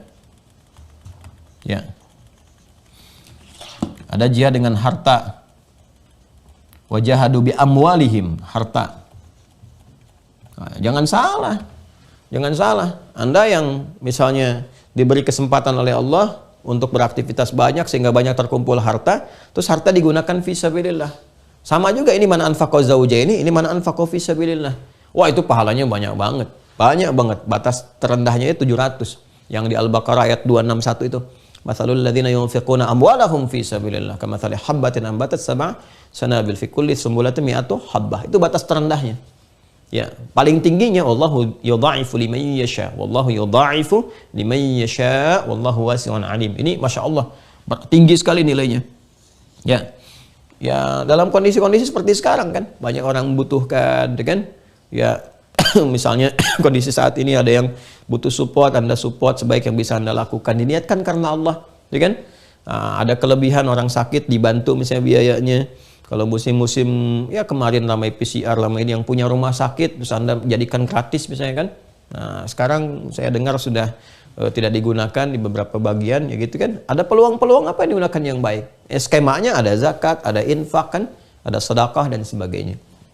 Nah, kalau ada tuntutan militer, dia berjuang sampai dengan jiwanya. Kalau ada tuntutannya, ya misalnya kita tidak berharap itu kan, kita berharapnya tenang, nyaman, damai, jalan. Tapi seringkali selalu ada tuntutan, kondisi-kondisi yang menjadikan terlibat di dalamnya, berjuang. Makanya saya selalu menyarankan ya, yang ada di misalnya di bidang militer seperti tentara kita tuh yang muslim, ya kan? Atau juga di polisi walaupun tugasnya Kamtibmas itu ada bagian-bagian tertentu yang mungkin ada resiko-resiko juga kehilangan nyawa. Ya, makanya beda gitu antara militer dengan sipil. Nah, ini babnya harus dipelajari untuk yang muslim. Dan ini menumbuhkan motivasi yang sangat kuat. Ya, ketika meninggal bisa fisabilillah. Ya. Kemudian ada apa lagi misalnya di ilmu, pengetahuan, ilmu. Nah, jihad pakai ilmu. Ya, ada yang menyoal dengan ilmu, dijawab pakai ilmu. Kan ini ilmu itu dahsyat teman-teman sekalian. Orang nggak pakai senjata, pakai pengetahuan, dengan kata-kata tertentu bisa keluar dari akidah. Bisa keluar dari akidah, ini yang repot nih. Ada orang yang goyang akidahnya hanya dengan kata-kata saja, nggak pakai apa-apa. Nggak diancam, nggak apa, dengan kata-kata, keluar kata-kata. Maka apa yang membentengi itu? Ya ilmu. Ya. Karena itu turunlah Quran surah 9 At-Taubah ayat 122. Ya, yang menyamakan pahala orang yang berjuang dengan pengetahuan itu dari belajar sampai yang berjuang secara militer.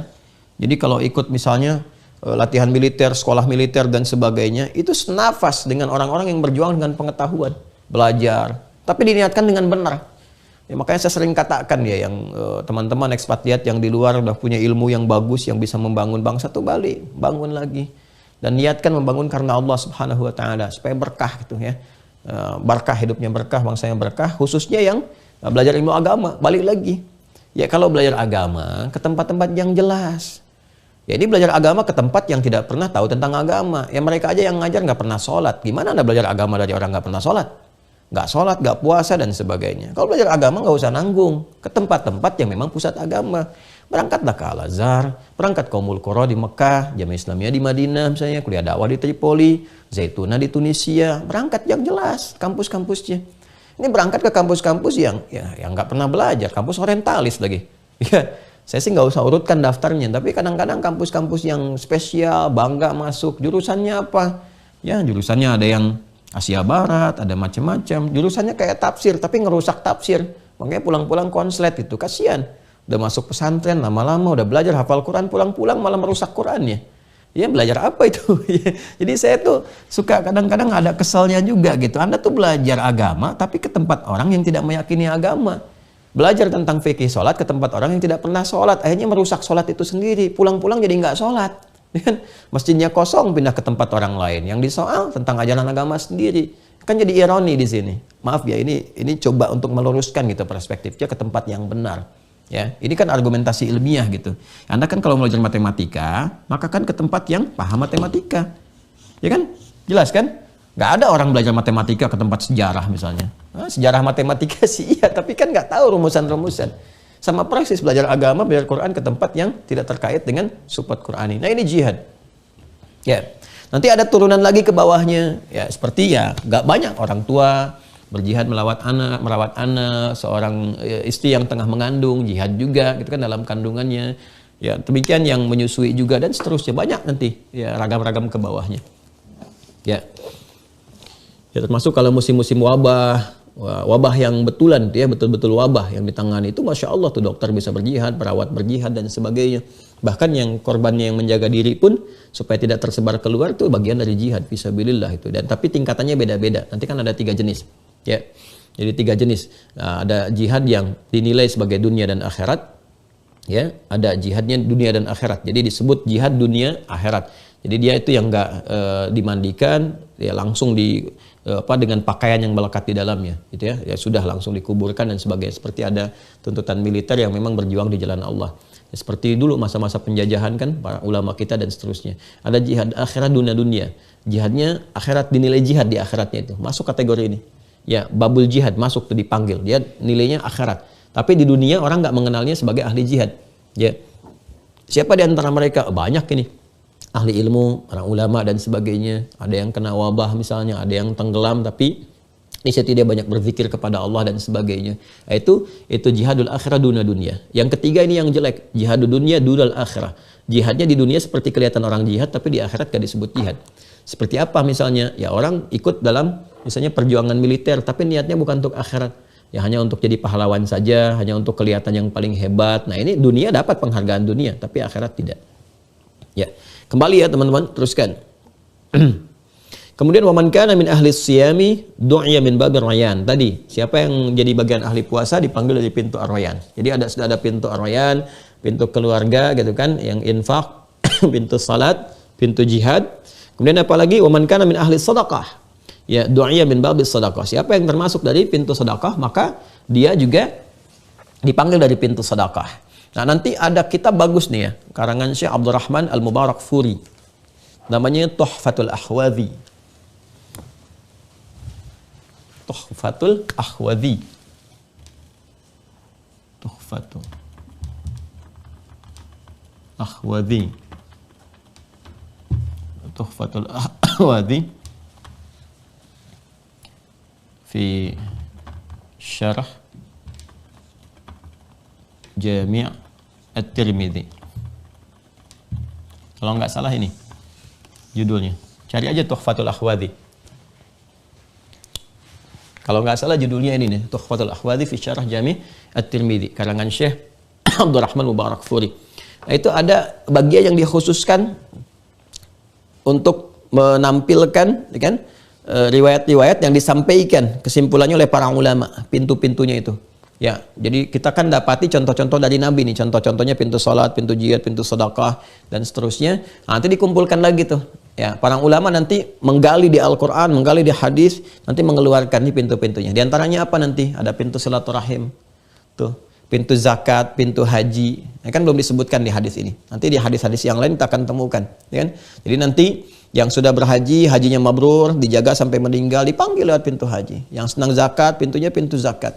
Yang senang silaturahim dalam kebaikan, kan? Kunjungi teman-teman orang tua misalnya, atau ya ulama-ulama atau orang-orang saleh yang baik-baik, memang untuk belajar dari kebaikannya. Ya, tapi ada babnya sendiri, nggak boleh maksa. Maksa jadi jelek gitu. Saya sudah mengamalkan hadis, ya tapi lihat konteksnya juga. Jangan orang lagi istirahat dibangunin, orang bukan waktunya dipaksa-paksa dan sebagainya, atau harus menghentikan kegiatan yang lebih besar. Tidak. Ya, ketika ada niat itu sudah diberikan pahala di dalamnya. Nah, ini yang dimaksudkan teman-teman sekalian. Nah, apa kaitan dengan kisah kemarin yang kita berhenti sebelumnya? Faqala Abu Bakrin radhiyallahu taala anhu. Maka Abu Bakar As-Siddiq setelah mendengar itu, beliau kan jenius nih. Ya, Abu Bakar tuh memetakan sesuatunya sangat baik gitu. Makanya kan beliau termasuk orang yang hebat di manajemen, ya, terutama di bidang ekonomi gitu kan, di dagang, di bisnis itu paham betul, pakar. Nah, ini dilihat tuh ilmunya diterapkan di sini nih, ya. Wah, harus ada keuntungan besar nih. Karena kan disebutkan satu-satu dipanggil. Maka Abu Bakar berpikir, melihat, bertanya pada Nabi. Ya, beliau menyatakan bi abi anta wa ummi ya Rasulullah. Masya Allah, kalau sudah di Arab tuh kalau sudah ada kalimat bi abi ya anta wa ummi gitu kan. Demi bapakku dan bapak engkau dan ibuku ya Rasulullah gitu kan. Ya, ini sudah membawa bapak dan ibu. Kalau sudah bawa bapak dan ibu tuh berarti serius gitu ya. Jadi kalau ada orang Arab tuh berkata begini, bi abi anta wa ummi gitu kan, demi bapak dan ibuku. Ya, kalau udah nyampaikan itu pengen tahu sesuatu, nah itu berarti serius. Ya, serius. Ya Rasulullah, ma ala man du'iya min tilkal abwabi min daruratin fahal yud'a ahadun min tilkal abwabi kulliha. Itu kan pintu itu, setiap pintunya penting sekali gitu. Terus menyenangkan, dipanggil. Ya, sangat istimewa setiap pintunya. Tapi pertanyaan saya, kata beliau, fahal yud'a ahadun min tilkal abwabi kullih, ada enggak yang dipanggil di semua pintu itu? Di semua pintu manggil. Masya Allah. Ya. Ada orang nanya misalnya, bingung nggak dipanggil di setiap pintu? Ya nggak begitu caranya. Iman dulu aja, iman dulu, kerjain dulu, ntar pulang tahu caranya. Ya, jadi kalau kita masih punya harapan, kalau nggak punya harapan jangan ngolok-ngolok, namanya nggak punya harapan. Ini aneh, udah nggak punya harapan ngolok-ngolok. Anda itu kalau nggak beriman, ya misalnya, udah jangan ngolok-ngolok orang beriman, istihza. Ya. Itu ada di Al-Baqarah 14 sampai 15 itu. Kenapa? Karena Anda sendiri nggak punya harapan. Nggak punya harapan kan ditanya aja kan nggak jelas. Pulang kemana aja kan nggak bisa jawab. Jadi selesaikan dulu dengan nasib masing-masing gitu. Nanti ketika kembali baru ketahuan. Jadi kalau kita sarankan, makanya kan kita diminta untuk banyak mendoakan. Jadi kita mendoakan tuh kalau ada orang-orang yang demikian kita doakan supaya dapat hidayah, dapat kebaikan, gitu kan? Nah, nanti apakah kemudian ada yang dipanggil dari semua pintu itu ya Rasulullah? Masya Allah, jadi kebanggaan tuh, ya. Dan diparadekan nanti jadi kebanggaan, ya. Dan nanti di hadis-hadis lain bisa saling mengungguli, dan dari situ itu yang disebut fastabiqul khairat, ya, gambaran dari Quran surah kedua Al-Baqarah ayat 148. Ya, nanti kesini dulu baru kita kembali ke Quran. Apa jawab Nabi? Qala Rasulullah SAW, na'am wa arju an takuna minhum. Ya, ada yang dipanggil dari semua pintu itu dan aku berharap, aku bermohon pada Allah engkau termasuk bagian dari mereka. Wah, alhamdulillah ada hum di situ, kita masih bisa masuk tuh. Ya, tapi Abu Bakar spesial radhiyallahu taala anhu, itu udah spesial sendiri.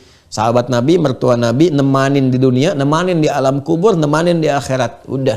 Wa arju an takuna minhum. Di dunia kan sama Nabi sahabatan. Di kuburan berdampingan. Ini di semua level. Hijrah dampingin Nabi. Makanya keterlaluan kalau ada yang masih mencela Abu Bakar, kan? Dia nggak paham itu keutamaan Abu Bakar, ya. Jadi masya Allah hidupnya sahabat Nabi, mertua Nabi, menemani Nabi hijrah, menemani Nabi di alam kubur, menemani Nabi di akhirat, dan diperebutkan oleh semua pintu surga. Tapi apakah kemudian Abu Bakar sampai dengan ada doa Nabi seperti itu, arju an takuna minhum, selesai di situ? Tidak. Ternyata apa yang beliau lakukan? Ini yang harus kita lakukan di sini. Ya, kita masih beruntung, alhamdulillah, bersyukur pada Allah. Ada kalimat humnya, wa arju an takuna minhum. Ya, aku berharap, bermohon pada Allah engkau termasuk bagian dari mereka itu yang dipanggil. Berarti mereka itu ada banyak di situ. Mumpung masih hidup, kita ada peluangnya. Maka kita mesti belajar pada sahabat Abu Bakar radhiyallahu taala anhu. Apa yang dilakukan oleh beliau? Jadi ketika mendengar kata-kata Nabi itu jadi motivasi. Nah, ini cara membaca hadis itu begitu. Jadi kalau ada kebaikan, jadikan motivasi. Dari sini diturunkanlah jadi kurikulum oleh beliau. Apa saja sih pintunya? Jadi amal soleh ini diturunkan oleh beliau. Dari sejak saat itu, semua peluang amal soleh yang bisa dikerjakan, khususnya yang disebutkan Nabi, itu jadi kegiatan harian. Ya, jadi punya catatan harian nih. Apa aja nih amalan-amalannya? Apa yang terjadi? Satu kali ada kisah, teman-teman. Nabi itu kan kalau ketemu dengan sahabat, kadang-kadang ngasih tausiah, kan? Kadang-kadang ngasih arahan, mau'izah, nasihat. Tapi kadang-kadang juga ngasih motivasi. Satu kali Nabi bertanya. Ya, ini viral sekali riwayatnya. Siapa yang sudah sholat hari ini? Ini gambaran kita aja. Angkat tangan semua. Semua sahabat angkat tangan itu. Ya, kalau disebut sholat itu jamaah maksudnya. Ya, jamaah. Iya, siapa yang jamaah? Angkat tangan semua. Dah. Siapa yang sudah infak? Angkat tangan. Sebagian belum. Ya, atau sebagian tidak. Siapa yang sudah nengokin orang sakit? Angkat tangan. Yang tadi yang agak banyak infak turun lagi, sebagian masih angkat tangan. Siapa yang sudah menyolatkan jenazah?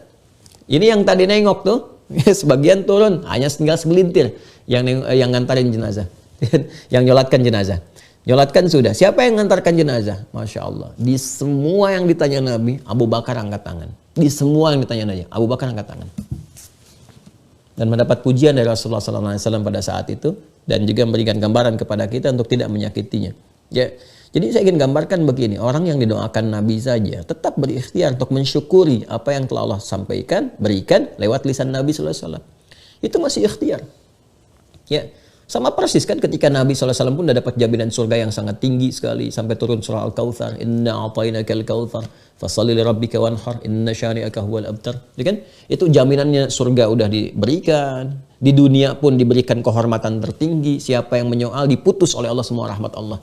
Jadi yang ngolok-ngolok Nabi, yang menjelek-jelekan Nabi dan sebagainya itu diputus dari rahmat Allah Subhanahu wa taala. Inna syani'aka huwal abtar. Siapa yang memusuhimu, menyakitimu, ya Muhammad SAW terputus tuh. Ini rahmat Allah Subhanahu wa taala. Ya, kalau ada di antara insan mengaku beriman, cepat tobat sampai benar-benar diterima oleh Allah Subhanahu wa taala. Ya. Tapi apakah itu kemudian menjadikan Rasulullah SAW tidak beramal? Tidak. Tetap beliau. Bahkan kalimatnya fasalli li rabbika wanhar. Kalau kamu sudah mendapati itu, syukuri nikmat itu dengan apa? Dengan banyak melakukan penyembahan kepada Allah. Syukurnya hamba itu kan membuktikan penghambaannya. Ya, maka tunaikan, berdoa, banyak salat. Engkau kemudian berderma dengan harta, wanhar berkorban dengan yang terbaik. Nahara itu kan unta. Ya, jadi ternyata teman-teman, kalau dapat anugerah itu tambah syukurnya itu dengan tingkatkan ibadah. Bukan diam. Silahkan cek ya kisah viralnya Utsman bin Affan, Abdurrahman bin Auf. Ya nggak usah jauh-jauh lah, di kitabnya Imam Nawawi saja. Ya, punya kitab At-Tibyan fi Adab Hamalatil Quran, itu kan kitab dasar. Ya, bagaimana Utsman bin Affan, kemudian Abdurrahman bin Auf radhiyallahu taala anhuma jami'an, dan sahabat yang lain yang kaya-kaya banget itu, kebangetan kayanya, itu syukurnya apa? Malam-malam tuh mereka masih terus tahajud, nggak putus tahajud tuh sampai hatam Al-Quran. Ya, itu berkah lah waktunya. Jadi jangan dibandingkan gimana bisa hatam semalam. Ya, beda antara orang berkah itu dengan yang belum berkah, atau yang berkahnya banyak dengan yang berkahnya sedikit, itu beda. Keberkahan diberikan. Allah tuh kalau sudah berkehendak jadi. Ya, jadi kalau sudah berkehendak. Orang tidur aja karena Ashabul Kahf kayaknya baru sehari tidur, ternyata 309 tahun. Ya kan? Jadi kalau kita itu betul-betul memasuki ruang-ruang pendekatan kepada Allah dengan spektrum yang tinggi, ya, semangat yang tinggi, kemudian juga takarrub yang tinggi, keberkahannya akan tinggi. Rasanya tuh luar biasa gitu.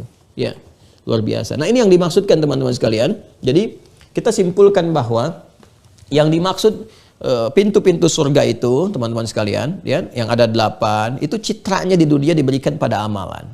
Maka jadikan kurikulum, seperti sahabat Nabi melakukan itu. Sahabat tertinggi kan Abu Bakar As-Siddiq itu. Ya, buat kurikulum dari sekarang. Sekarang pertanyaannya, Ustadz, gimana melatih itu supaya bisa konsisten tuh? Ya, kita harus punya momentum. Siapkan momentumnya tuh. Siapkan semangatnya.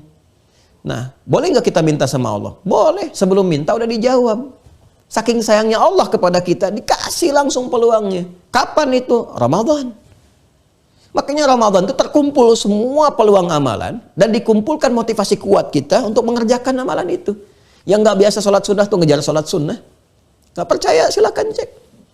Yang nggak biasa baca Quran bisa megang mushaf tiap hari maksain diri baca. Yang nggak biasa infak nyari-nyari mana yatimnya, mana du'afanya, mana fakirnya, ya, dan sebagainya. Itu bisa, makanya keluarkan dari sekarang. Jadi wajar ketika Ramadan itu peluangnya pintu-pintu surga terbuka. Ini maksud hadis itu. Futtihat abwabul jannah, abwabur rahmah. Baru kita nyambung ke hadisnya. Maka saat Ramadan itu, dengan kita banyak meningkatkan amal-amal itu, maka peluang pintu-pintu surga yang kita masuki itu lebih besar lagi. Maka digambarkan futtihat. Kenapa pakai tasydid? Ya, tasydid itu bermakna tadarruj. Ya, sesuatu yang bertahap. Kalau aftaha yuftihu, uftiha misalnya kan, dibuka itu sekaligus semua brak gitu. Tapi ketika menggunakan kata futtiha pakai tasydid, ya, itu ada kesan metafornya tuh. Ya, sesuatu yang dibuka secara bertahap pelan-pelan itu menggunakan tasydid. Pakai tasydid yang terukur. Nah, jadi seakan memberi kesan kepada kita dengan pemaknaan metafor, dibukakan pintu-pintu surga yang 8 dibuka tuh, yang luar biasa indahnya itu. Itu dibuka pelan-pelan, itu sebagai gambaran kembali kepada amalan kita. Semakin kita mengerjakan amalan itu dengan kuat, maka semakin terbuka peluang kita memasuki surga. Pintunya terbuka untuk kita. Kalau kita konsisten dan jaga sampai dengan meninggal. Jadi Ramadan itu peluang besar. Nah, pertama membaca hadis ini kita pahami dengan makna majazi karena ada nilai balaghahnya. Maksudnya apa? Dibuka pintu surga itu adalah gambarannya dibukakan kepada kita kesempatan, peluang-peluang untuk memasuki surga saat kembali kepada Allah dengan amalan-amalan kita yang dilatih dalam Ramadan itu. Itu maksudnya. Jadi idza jaa Ramadhanu, ketika tiba Ramadan, idza kana Ramadan, telah hadir di Ramadan, idza dakhala Ramadan, telah kita masuk ke Ramadan, futtihat abwabul jannah. Ada peluang pintu-pintu surga terbuka. Lewat apa? Amalan. Makanya dari sekarang siapkan amalnya. Amalan apa yang penting-penting? Kemarin kita udah keluarkan sebagiannya. Yo, yang infak, apa nih potensi siapin, sholat siapin, apa aja, cari semua. Udah itu siapkan. Begitu kita siapkan, kalau bisa tuh 8 pintu keluarkan, pelajarin. Ramadan dilatih, 30 hari kan latihan. Nanti jadi kebiasaan, pasca Ramadan pertahankan sampai kita wafat, terbuka semua tuh. Futtihat abwabul jannah. Nah, jadi kenapa pakai tasydid futtiha? Nah, itu kembali memberikan kesan tentang kesungguhan, keseriusan dalam beramal. Karena pintu surga diikat dengan amalan. Ya, makanya terbuka pelan-pelan itu tergantung amalan kita. Kalau amalan kitanya kencang, terbuka tuh. Itu gambarannya. Itu makna metafornya. Ya, ada yang menjadikan ini maknanya makna hakiki, betul-betul dibuka, terbuka. Jadi seakan-akan memberi peluang kepada kita, nih pintu surga sudah terbuka. Kalau sudah terbuka, kalian mau beramal nggak untuk masuk? Nah, hampir sama saja pemaknaannya, ya kan? Nah, jadi ini gambarannya yang pertama ketika dibukakan pintu-pintu surga itu, artinya apa? Kita harus bersemangat untuk beramal. Ya, bahasa gampangnya begitu. Kalau sudah tiba Ramadan, semangat beramal. Semangat untuk bekal kamu pulang. Dibukakan nanti pintu-pintu surga. Cari amalnya lewat amal saleh untuk mendapati pintunya. Nah, jadi kalau nanti sudah dapat, teman-teman sekalian, lewat amal soleh itu terjadi peningkatan. Peningkatan yang dihasilkan dari amal soleh itu disebut takwa. Ya, hasil peningkatan dari amal soleh itu meningkat, kumpulan kebaikan, khairnya kan dapat tuh, khair. Dari hasanah kan sifat nilainya khair kan, ajrun jadi khair kan. Wa may ya'mal mithqala dzarratin khairan yarah. Kumpulan khair itu disebut takwa. Makanya setiap amal soleh itu seringkali disandingkan dengan takwa. Coba puasa kita baca lagi Al-Baqarah 183. Ya ayyuhalladzina amanu kutiba alaikumus syiyam. Kutiba alaikumus syiyam kama kutiba alal ladzina min qablikum la'allakum tattaqun. Salat nih, salat ya, salat nih. Al-Baqarah ayat 2 sampai 3. Dzalikal kitabu la raiba fi hudal lil muttaqin. Siapa orang takwa itu? Alladzina yu'minuna bil ghaib wa yuqimunas shalah. Nyambung juga ke infak. Haji nih, haji umrah. Al-Baqarah 197. Al-hajju ashhurun ma'lumat. Faman farada fihinna al-hajja fala rafatha wala fusuqa wala jidala fil hajj. Wa ma taf'alu min khairin. Tuh dah. Wa ma taf'alu min khair, khair disebut. Wa ma taf'alu min khairin ya'lamuhu Allah. Wa tazawwadu fa inna khaira zadi taqwa. Takwa lagi. Takwa, takwa, takwa. Nah, begitu meningkat takwanya, kalau kita rumuskan begini. Ya. Ini gambaran persamaannya nih, Masya Allah dapat banyak kita subuh ini. Iman, amal saleh, sama dengan takwa, sama dengan rahmat, sama dengan surga. Ini persamaannya. Ya. Iman sama dengan amal saleh, sama dengan takwa, sama dengan rahmat, sama dengan surga. Orang yang memiliki kunci iman, dikreasikan amal itu dengan imannya menjadi saleh, akumulasinya terkumpul takwa, dari takwa bisa mendapatkan rahmat, dari rahmat bisa mendapatkan surga. Ini kurang lebih seperti ini jelasnya. Ya, karena itu jangan heran kalau di Al-Quran nanti ada sandingan antara iman, amal saleh dengan takwa. Ya seperti puasa lah, gampangnya kita contohkan. Ya ayyuhalladzina amanu, iman. Kutiba alaikumus syiyam, amal saleh. Ya kan? Kama kutiba alal ladzina min qablikum la'allakum tattaqun, takwa. Begitu takwanya meningkat, dapat rahmat. Dari rahmat, turun surga. Ya, nanti ada bonus rahmat nih. Kalau takwanya semakin tinggi, bonus rahmat turun di dunia. Ya, turun di dunia. Masih ingat gak kemarin saya sampaikan ketika doa masuk masjid? Allahumma ftahli abwaaba rahmatik. Kan kemarin saya turunkan kan jenis-jenis rahmat. Ada yang terkait dengan surga, ada yang solusi dari berbagai persoalan kehidupan yang dialami. Ya, contoh solusi ini kan. Nih, dapat rahmat, dapat solusi. Semua masalah kehidupan diringankan oleh Allah. Gampang diatasinya. Makanya kuncinya di takwa. Ini yang dimaksud Quran surah 65. Kita bisa keluarkan ayatnya, Quran surah 65. Di akhir ayat kedua itu sampai 3. Wa may yattaqillaha yaj'al lahu makhraja wa yarzuqhu min haitsu la yahtasib. Siapa yang mampu meningkatkan takwanya kepada Allah, maka diberikan solusi, makhraj. Nah, ini rahmat Allah yang diberikan saat di dunia. Di antaranya berbentuk apa? Solusi. Ya, dari berbagai persoalan yang dialami. Diringankan, bukan nggak punya masalah, diringankan masalahnya. Jadi masalah yang sama yang diatasi orang lain boleh jadi berat. Ya, bagi kita yang meningkat takwa, ringan jadinya. Jadi Allah sudah lapangkan dulu hatinya untuk menerima itu. Diringankan. Nah, setelah ringan itu rezekinya dimudahkan, wa yarzuqhu min haitsu la yahtasib. Di akhirat puncaknya surga ini. Karena itu ketika pintu-pintu surga dimasuki, ya dimasuki teman-teman sekalian, itu yang pertama kali ya yang disebutkan langsung oleh Allah, ini turunan takwanya, puncak ininya. Ya, kalau di dunia kan sandingan iman, amal saleh, wa basyiril ladzina amanu wa amilus shalihat. Kreasi ini puncaknya menghasilkan khair. Akumulasi khair menjadi takwa. Begitu kemudian takwa terkumpul, rahmat dapat, masuk surga. Buka Quran surah 39. Az-Zumar. Ayat 73. Yuk kita lihat. Takwanya itu disebutkan, wasiqal ladzina taqaw rabbahum ilal jannati zumara. Ya, Masya Allah. Wasiqal ladzina taqaw rabbahum ilal jannati zumara. Allahu Akbar. Ya kan? Janji Allah ditepati. Setelah tiba, berangkat ke akhirat, semua selesai, masuk surga, rombongan zumara masuk surga. Ya, siapa orang-orang itu? Ittaqaw rabbahum, orang yang takwa kepada Rabbnya, berhasil mengakumulasikan bentuk khair dari kreasi amal solehnya yang bersumber dari imannya. Ya, apa kaitan dengan pintu-pintu ini yang banyak? Hatta idza ja'uha wa futihat abwabuha. Allahu Akbar. Sampai ketika mereka tiba di depan surga itu, di depan pintunya, wa futihat, yang tadinya di dunia pakai tasdid, fattaha yufattihu, futihat. Ini di dunia nih masih beramal. Begitu sampai di depan pintu surganya, tasdidnya hilang. Udah nggak ada syiddah, nggak ada lelah, nggak ada capek lagi. Wa futihat abwabuha, futihat. Nggak ada tasdidnya. Makanya rajin-rajin nih baca ayat ini nih. Futihat abwabuha. Oh, abwab. Ini di dunia, idza jaa Ramadan futihat abwabul jannah. Ini di akhirat. Hatta idza ja'uha wa futihat. Enggak ada tasdidnya. Wa futihat abwabuha.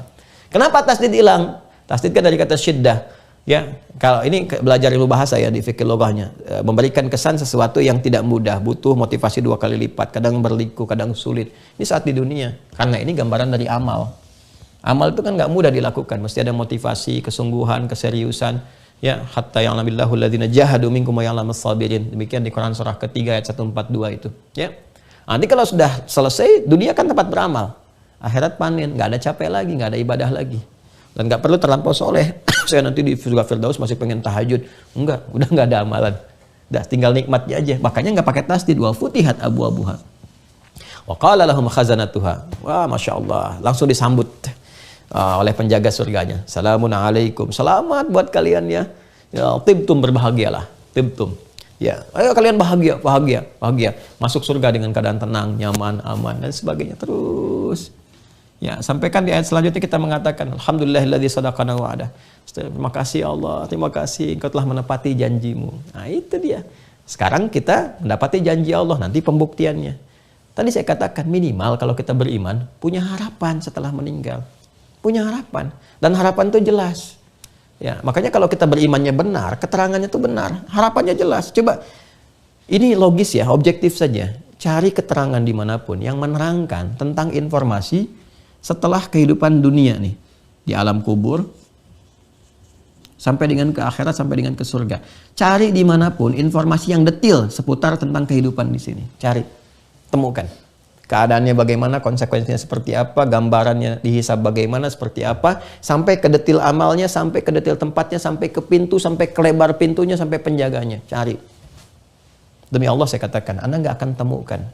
Kecuali di Al-Quran dan hadis yang itu semua mengacu kepada keyakinan utama, referensi dari Islam. Makanya sangat bersyukur Allah anugerahi keislaman. Jelas Allah katakan, inna dina indallahil Islam, ya. Ini kita ya untuk menguatkan ya, untuk menguatkan. Kan objektif nih. Kalaupun tidak yakin ya itu pilihan masing-masing. Lakum dinukum waliyadin. Kan tidak dipaksa. Fair kan? Ya. Tapi ketika kita mengetahui ini, kita punya harapan. Ya, kita tahu nih setelah meninggal ada harapan, ada kehidupan. Gini gambar jelas jadinya kita siapin. Kan nggak rugi juga sama-sama meninggal. Ya kan? Tapi minimal kita punya harapan dari sekarang. Sekali lagi. Ya, sekali lagi, jadi kita tuh sudah jelas menyiapkan. Daripada nggak tahu sama sekali meninggal ya Anda selesai. Kalau saya masih punya harapan, kok aneh yang tidak punya harapan menyoal yang punya harapan, kan aneh. Anda sendiri nasibnya masih belum jelas, kan misalnya yang menyoal kan. Taruhlah ada yang menyoal, nyoal akhirat, nyoal surga, itu nggak nyata, itu fiksi, atau itu begini, itu begitu. Ya Anda aja hidupnya nggak jelas setelah meninggal. Anda nggak punya harapan, nyoal orang yang punya harapan. Yang tidak jelas, nyoal orang jelas. Itu apa tuh? Saya nggak punya kata-kata. Itu ya. Jadi siapin deh dari sekarang. Yang nyaman, yang enak. Nah ini kita ngaji satu hadis nih teman-teman sekalian. Baru satu hadis kita kaji tentang keutamaan Ramadan, baru salah satu ya. Jadi hadis ini, apa kaitannya dengan persiapan sebelum Ramadan? Memberikan motivasi kepada kita agar kembali kepada apa yang telah kita bahas sama-sama. Kita terangin sebelumnya. Bahwa ayo dari sekarang kumpulkan peluang amalan-amalan terbaik yang bisa dilatih saat Ramadan. Ramadan itu bulan latihan. Nanti pembiasaannya 11 bulan berikutnya. Jadi kalau nggak disiapin dari sekarang, ya nanti bingung saat masuk Ramadan. Mau kerjain apa? Dari mulai bangun sampai dengan tidur sampai bangun kembali. Jadi disiapkan dari sekarang, dan harapan terindahnya adalah ya ini insya Allah akan mengantarkan pada kebaikan. Ya, harapan terindahnya akan mengantarkan kepada kebaikan saat kembali kepada Allah, berupa ya metafornya adalah gambaran kepada kita untuk menyiapkan dengan amal-amal soleh, dan hakikatnya saat kembali itu akan menjelma menjadi pintu-pintu surga yang menghadirkan kebahagiaan-kebahagiaan terbaik untuk kita semua bagi yang yakin. Makanya khitabnya bagi orang yang beriman. Saya kira ini yang kita bisa uraikan di pertemuan kali ini, teman-teman sekalian. Ini baru satu bagian dari 3 bagian yang kita akan bahas. Kan baru satu bagian, satu hadis tapi baru satu bagian. Ya, futihat abwabul jannah, abwabur rahmah, wa ghuliqat abwabun nar. Pintu nerakanya apa tuh? Ya, harus tahu. Kalau nggak pernah tahu informasi tentang neraka, nanti kejebak. Ya, nanti bisa kejebak. Sama dengan kita kemarin bahas tentang malaikat, tahu lawannya setan. Orang nggak pernah kenal, nggak tahu setan, bisa terjebak. Ya, kalau Anda cuma tahu jalannya mulus, nggak pernah tahu ada lubangnya dan sebagainya, ya tiba-tiba bisa kejebak. Makanya orang kalau mau balapan motor pun kan test drive dulu tuh, tes jalannya dulu, ya. Jangan-jangan nanti aspalnya masih belum bagus, jangan-jangan begitu dites ternyata banyak apa tuh, Mas, bahasa Jepangnya tuh letak ya. Apa namanya, banyak kotoran tanah gitu kan, tiba-tiba bisa berbahaya, ada kerikil macam-macam. Jadi kita tuh harus tahu kalau nggak semua jalan yang bagus, yang mulus dan sebagainya itu tidak ada tantangan. Ya, karena itu harus paham. Ini apa yang bisa menyebabkan seseorang terjerumus ke dalam neraka. Harus dipahami. Apa pintu-pintu neraka tuh bagi pelaku-pelaku maksiat dan sebagainya, supaya kita bisa hindari. Ya, belum lagi setannya tuh. Sulsilatis syayatin, setan dirantai pas Ramadan. Tapi kok masih ada yang berbuat maksiat, ya kan? Ada yang mencuri, ada yang mabuk dan sebagainya. Itu dirantainya gimana tuh? Kok masih bisa lepas gitu kan? Apa dirantai pun masih bisa menggoda? Kan belum selesai. Ya, nah ini nanti kita lanjutkan nanti. Sekarang kan waktunya udah habis. Nanti kita lanjutkan kembali ya di pertemuan berikutnya. Semoga Allah berkahi kita, meridhai kita semua, mengampuni dosa-dosa yang pernah dilakukan. Maafkan saya kalau sampai hari ini belum bisa membimbing dengan baik apa yang bisa saya sampaikan. Semoga Allah menyempurnakan dengan hadirnya ustaz-ustaz lain, guru-guru lain yang lebih baik yang bisa menyampaikan dan mendekatkan diri kita semua kepada Allah Subhanahu wa taala. Kemudian semoga Allah memberikan kemudahan pada kita untuk mengamalkan apa yang telah kita pelajari sebaik-baiknya, semampu yang bisa kita lakukan, dan memberikan kesempatan kepada kita untuk menyempurnakan amalan ya sejauh yang bisa kita lakukan sampai kita kembali kepada Allah Subhanahu wa taala. Teman-teman, bagi yang telah terhubung dengan Mira, saya tidak berhenti untuk menganjurkan agar segera diaktifkan akunnya dan juga dites dulu ya, masuk untuk menjawab beberapa pertanyaan-pertanyaan sesuai dengan materi. Nggak ada yang terkait dengan hal-hal lain terkait materi, supaya nanti bisa bergabung di Zoom dan sebagainya dan terpetakan. Ini kita masih pembekalan umum. Kalau sudah selesai, mudah-mudahan nanti masuk ke zonasi dan bisa disempurnakan pembelajaran kita semuanya. Terima kasih untuk hari ini, dan juga saya memberikan anjuran lagi bagi yang teman-teman masih ada kesempatan untuk bisa mewujudkan kita pesantren bersama yang Mira yang sedang kita bangun, masih ada kesempatan untuk berwakaf, dan mudah-mudahan sampai dengan selesai tempat itu diridhoi oleh Allah Subhanahu wa taala sebagai salah satu tempat yang bisa menghadirkan cahaya-cahaya pengetahuan yang bermanfaat bagi kehidupan kita semuanya. Terima kasih, semoga Allah ridhai. Maafkan saya. Allahumma taqabbal minna innaka antas sami'ul alim wa tub 'alaina innaka antat tawwabur rahim. Allahumma arinal haqqa haqqan warzuqna ittiba'ahu wa arinal batila batilan warzuqna ijtinabah. Allahumma arzuqna ya Allah fahma ulumi iqamati dinik ya arhamar rahim wa ilahi kalimatik ya rabbal alamin wa littiba'i sunnati nabiyyika sayyidina Muhammad sallallahu alaihi wasallam. Rabbana atina fid dunya hasanah wa fil akhirati hasanah wa qina adzabannar. Wa sallallahu ala sayyidina Muhammad wa ala alihi wa sahbihi ajma'in. Wa akhiru da'wana subhanakallahumma wa bihamdika nasyhadu an la ilaha illa anta nastaghfiruka wa natubu ilaika. Walhamdulillahi rabbil alamin. Assalamualaikum warahmatullahi wabarakatuh.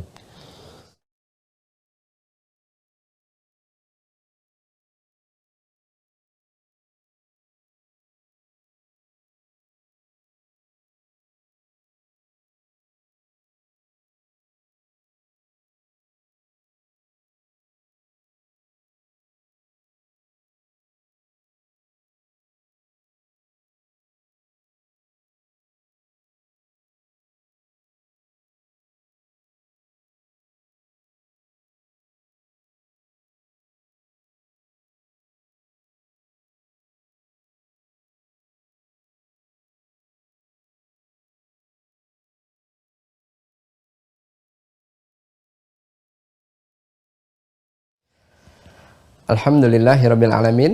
Jazakumullahu khairan katsiran kepada guru kita semua, Ustadz Dr. Adi Hidayat LSMA. Mari kita bermohon kepada Allah Subhanahu wa taala di setiap sujud kita, setiap doa kita, semoga Allah mengampuni dosa dan kesalahan beliau beserta keluarga, memberikan kesehatan dan juga umur yang panjang dalam ketaatan, juga memudahkan segala urusannya, baik urusan dunia maupun urusan akhiratnya. Amin.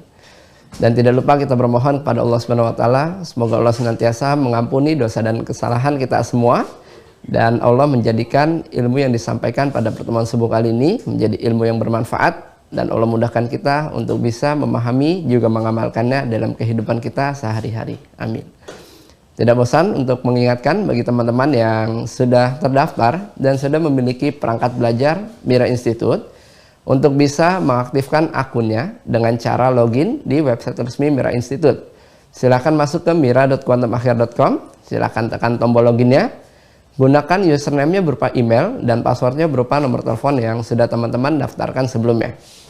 Bagi teman-teman yang belum mendapatkan username dan juga password, teman-teman bisa menghubungi admin Mira Institute di nomor yang sudah tertera pada layar teman-teman sekalian. Sebagai ikhtiar awalnya, teman-teman bisa merujuk kepada folder inbox yang ada di email teman-teman sekalian untuk mengetahui username dan juga password teman-teman sekalian. Atau teman-teman bisa masuk ke folder spam ataupun juga folder junk yang ada di email teman-teman sekalian, karena ada kemungkinan email yang kami kirimkan masuk ke folder-folder tersebut. Penting bagi teman-teman untuk mengaktifkan akunnya agar teman-teman bisa datanya terbaca oleh sistem kami dan bisa menikmati setiap fitur-fitur yang sudah disajikan di website resmi Mira Institute. Seperti teman-teman bisa mendownload kitab-kitab rujukan ataupun materi yang sudah di-scan oleh tim admin, dan teman-teman bisa mereview kembali video-video pembelajaran di Mira Institute secara utuh dari awal pertemuan. Juga teman-teman bisa mengevaluasi pemahaman teman-teman dengan menjawab beragam macam pertanyaan yang sudah disajikan di website resmi Mira Institute. Dan bagi teman-teman yang baru tergabung, kami himbau untuk bisa mengikuti sesi pembelajaran dari awal pertemuan secara bertahap agar pemahaman teman-teman bisa lebih maksimal dan pertemuan satu dengan pertemuan lainnya pemahamannya bisa tersambung dan terkorelasi. Jangan lupa untuk mengikuti ujian di setiap babnya agar teman-teman bisa lanjut ke bab berikutnya, dan yang terpenting teman-teman bisa mendapatkan undangan sesi Zoom bersama guru kita Ustadz Dr. Adi Hidayat LSMA. Dan yang terpenting lagi bagi teman-teman yang sudah mengaktifkan akunnya, jika kesempatannya tiba untuk kajian offline, teman-teman yang sudah mengaktifkan akun insya Allah berkesempatan mendapatkan undangan untuk mengikuti sesi kajian offline bersama guru kita Ustadz Dr. Adi Hidayat LSMA.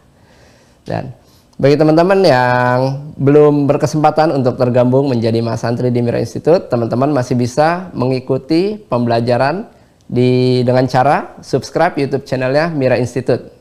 Pastikan logonya seperti yang ada di layar teman-teman sekalian di bagian kiri atas, jangan sampai salah. Dan bagi teman-teman yang ingin mengetahui video-video terbaru dari guru kita Ustadz Dr. Adi Hidayat LSMA, teman-teman bisa mensubscribe YouTube channelnya Adi Hidayat Official. Jangan lupa untuk tekan tombol loncengnya agar setiap notifikasi terbaru bisa langsung masuk ke perangkat teman-teman sekalian. Dan bagi teman-teman yang ingin mengambil kesempatan atau mengambil peluang wakaf pembangunan pesantren Mira, teman-teman bisa menyalurkan melalui rekening Bank Syariah Indonesia atas nama Yayasan Mahat Islam Rafi Akhyar dengan kode bank 451 dan nomor rekening 11144444142 seperti yang sudah tertera pada layar teman-teman sekalian. Boleh difoto ataupun di screenshot untuk nomor rekeningnya. Terima kasih teman-teman atas perhatiannya. Saya Fadil, mewakili tim Mira yang bertugas. Jika ada hal yang kurang berkenan, kami mohon maaf. Assalamualaikum warahmatullahi wabarakatuh.